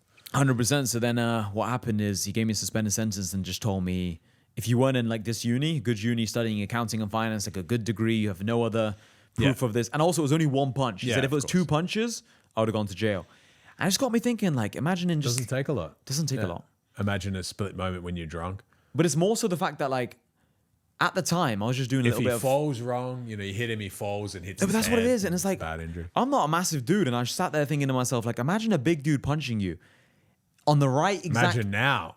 I'm even more stronger now. So but it's just like the point of, like, anyone can hurt anyone. Because this dude was considerably bigger than me. And some people fall easy, though. Like, they get hit and they cack. And he could have been drunk. I was drunk. We were both drunk. But the point was that if he fell and hit his head...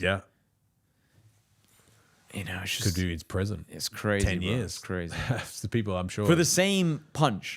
But just... different outcome. Like, that's luck. Yeah, it is. And also, it's lucky because what ended up happening is I got kicked out of uni, but then one of my friends from uni told me about this door-to-door sales job, and then that helped me get into door-to-door sales, which helped me... But it seems like that started the domino effect of something. No, that was the best thing that ever happened That's what to I mean, me. though. It started the domino But effect. at the time, it was the worst thing that ever happened. But that's Besides funny my dad- how life works, right? I'll take that back. It's not the worst thing that happened to me in second was because my dad passed away like 2 years before. So sorry to hear that. Thanks. But that was the worst thing. But it's one of the worst things at the time. My mum was crying a lot and she the felt... things that make you, right? Yeah, like that make the man is always often the shit that you need. That, like, I think it's the universe sometimes gives you like that big kick in the face because sometimes it takes a big massive incident like almost going to prison or getting kicked out of school. It's scary, especially when you're younger, It's like... And it also gives you that reality though where you're like, actually, it's possible. Some people don't think it is, right? Yes. They think that, it's not possible that one day they drink drive by accident or whatever. They didn't know they're over, and then they run someone over. It's not their fault. They're driving out of a car. It's not like they're an evil person. It's someone just jumps in accidental. front of the car, and they're like, normally it's fine because it's not their fault, but this time they're drunk. Or this time they're just over the limit, and now the police are like, that's a hit and run. You're drunk. The person's broke their head open. Now you might go to prison for a few years, and then you go to prison. You're around inmates. You're not a criminal. And your life is going to be completely changed from that moment onwards in a negative way. Because prison's very negative. You're around a lot of people. How was your experience there? It was okay. It wasn't the worst. Was it like, is it what people say about it? Like loads of fights? Yeah, lots of fights. And it's rough. A lot of fights in prison? And it's pretty rough. Yeah, a couple. Not a lot, but a couple. But it's a rough environment. It's like being around very negative environment, right? Like you're absorbing negativity. There's lots of people taking drugs. There's lots of people upset. Lots of people that are doing a lot of jail time. There's lots of people, some that are bad, some are good. Have you watched the TV series called Prison? Prison Break? I've seen parts of it. Yeah. Okay, is it like roughly what that looks like? Partly it can be. Yeah, Okay. it depends what prison you're at. I was at Woodford in Queensland, so it's one of the, I don't know what, high security, but it was, for me, it was something that I needed for me to happen, to go to the next level, because I needed the time away from gambling. I needed the time away from drugs. I needed the time to myself. And then I got it in prison, and I needed to see, because I thought that that was cool. I thought that if I sold drugs, it would be cool and I would be rich. And all of the people selling drugs are making so much money, and they're all gangsters, or they're all rich, or they're all this. And then I come to see many of them, and I realized actually a lot of them are broke. They lost their money. They have a bad story. They fucked a lot of people over. They in jail. They're like kind of shells of who they were. I realized that I'm just going to keep coming back to prison under such a mentality. I realized that I thought that I was too smart to be there. I was like, I've got too much potential to sit and rot away in a cell. What percentage of people would you say had that mindset similar to yours while they're in prison versus just not many, bro? But I would say maybe like 1 in 20 or something. Okay, Most 5%. people envision that they're just going to come back, right? Really? They can't shake the drugs. Like shaking your drug addiction's So too you'd hard. be talking to them and they'll be like, I'm just going to be here forever. Or they're coping and being like, I know that when I get out, I'll stop taking drugs and I'll stop doing this and I'll stop doing that. Because you can't get out onto parole until you pass a drug test. Like you have to pass a test to leave prison. And if you can't stop using in prison, it's very unlikely that you're going to stop. And many using people were just using them more than many were. And people were using in prison. So they're just going to use it when they get out, right? For sure, yeah. It's pretty obvious. If you're in prison and it's like you're risking hepatitis and AIDS and shit, sharing needles. Like when you get out, you're gonna be 10 times worse. And people in for like dumb crimes. And then I started to think of my impact that was happening on other people. Like my mum's visiting me. She's visiting me a lot. I can see that she's really upset. You know, she's really unhappy. It's taking a toll on her, having to come through guard visits. The guards are like pricks to them because they don't want you to really get visitors. So it's difficult. And then I come to realize that it's a big impact on other people, right? It's like you don't realize that you were like splattering shit onto them. It's not a nice thing to say my son's in prison for her. It's not a nice thing to be like, I'm visiting my son in prison. They're still absorbing the negativity. They're not in there with you, but they're still it's still a part of their life, right? And sometimes it's harder to be the person on the outside.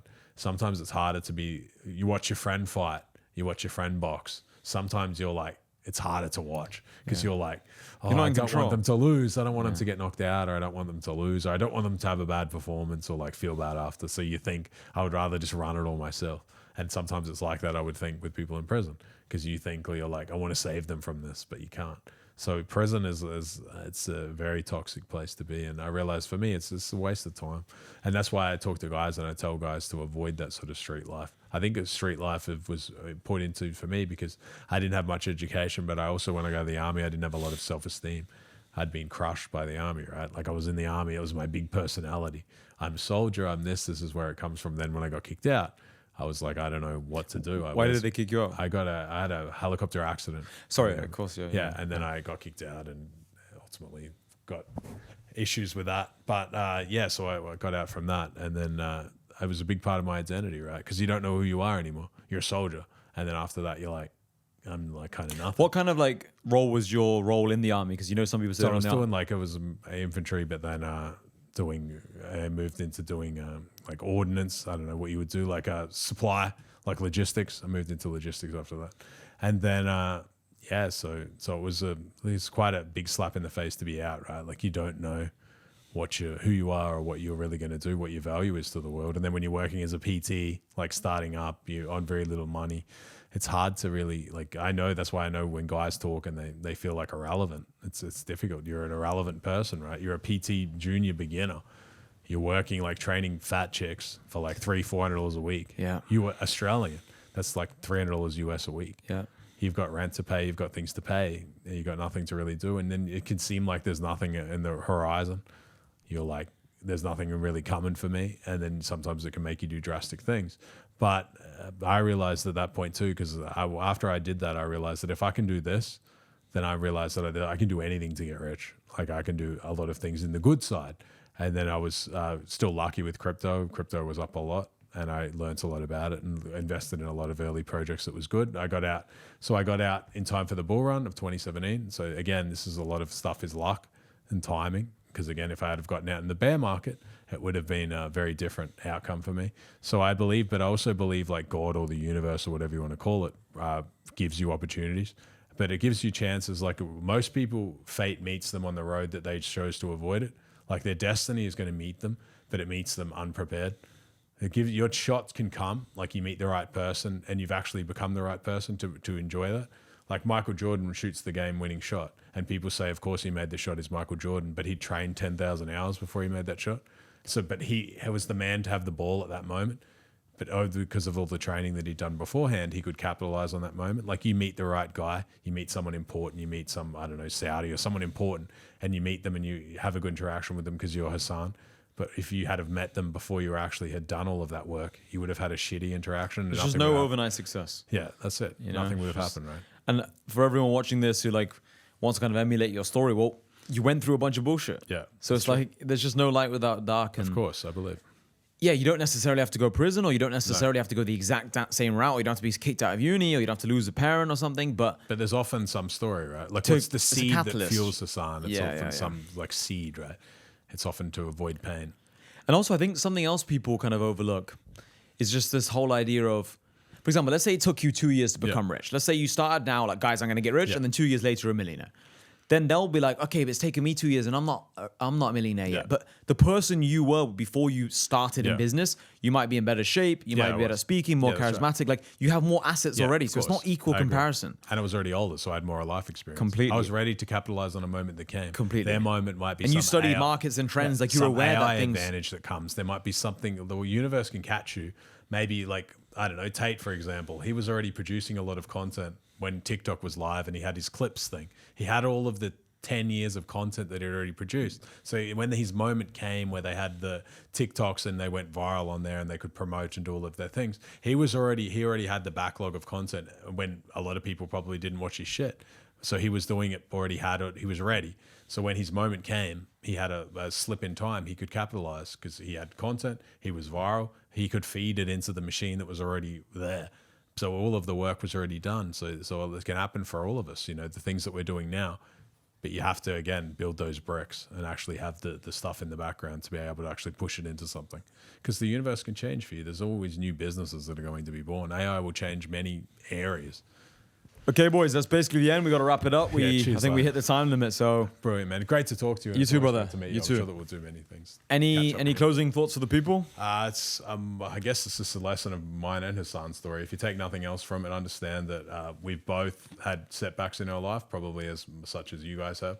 It's what you do with it that really matters. Where you're going to I believe like trauma or a traumatic event is a slingshot or it's a noose around your neck, but it's all dependent on the person. Like, are you going to let what happened dictate your path in a negative way? Or are you going to let what happened also make it into something that's positive? Because we all have bad experiences and bad memories. But again, the future is essentially yours. If you can take it from us that, we're not, neither of us really have much more advantages than guys at home would have initially. We've built on our advantages and discovered them. But a lot of these guys at home too, they'll have advantages that we don't know about and we don't have. But they don't know until they develop the rest of it. Yep. Like boxing, some guys get in the boxing gym, they have a few rounds and they're like, actually, this is easy. I have a powerful overhand right, or I have a very strong jab. I didn't realize I would have one. And it's much like that can be like sales. Like, I understand systems easier. I'm a good talker when actually people trust me. Well, they grew up around their cousin who's an expert at technology. It's true. So everyone has their advantages. My closing thoughts would just be, just take it one step at a time, man. Like, if right now you feel like you're overweight or you're massively underweight or you're broke, you're in debt or you have a gambling addiction, whatever the thing is, it's just like literally try your best to just take it one step at a time. Yeah. Like right now we're doing this podcast. Yeah. Okay, maybe we had a couple sips of water, but we just focus primarily on this podcast. That's right. All right, once this is done, the camera's off, next task. It's just like, that's my life philosophy. Yeah. Bricks in the wall, right? Like consistently sending. Mail the checks, as you said. Yeah, it's true though, right? So.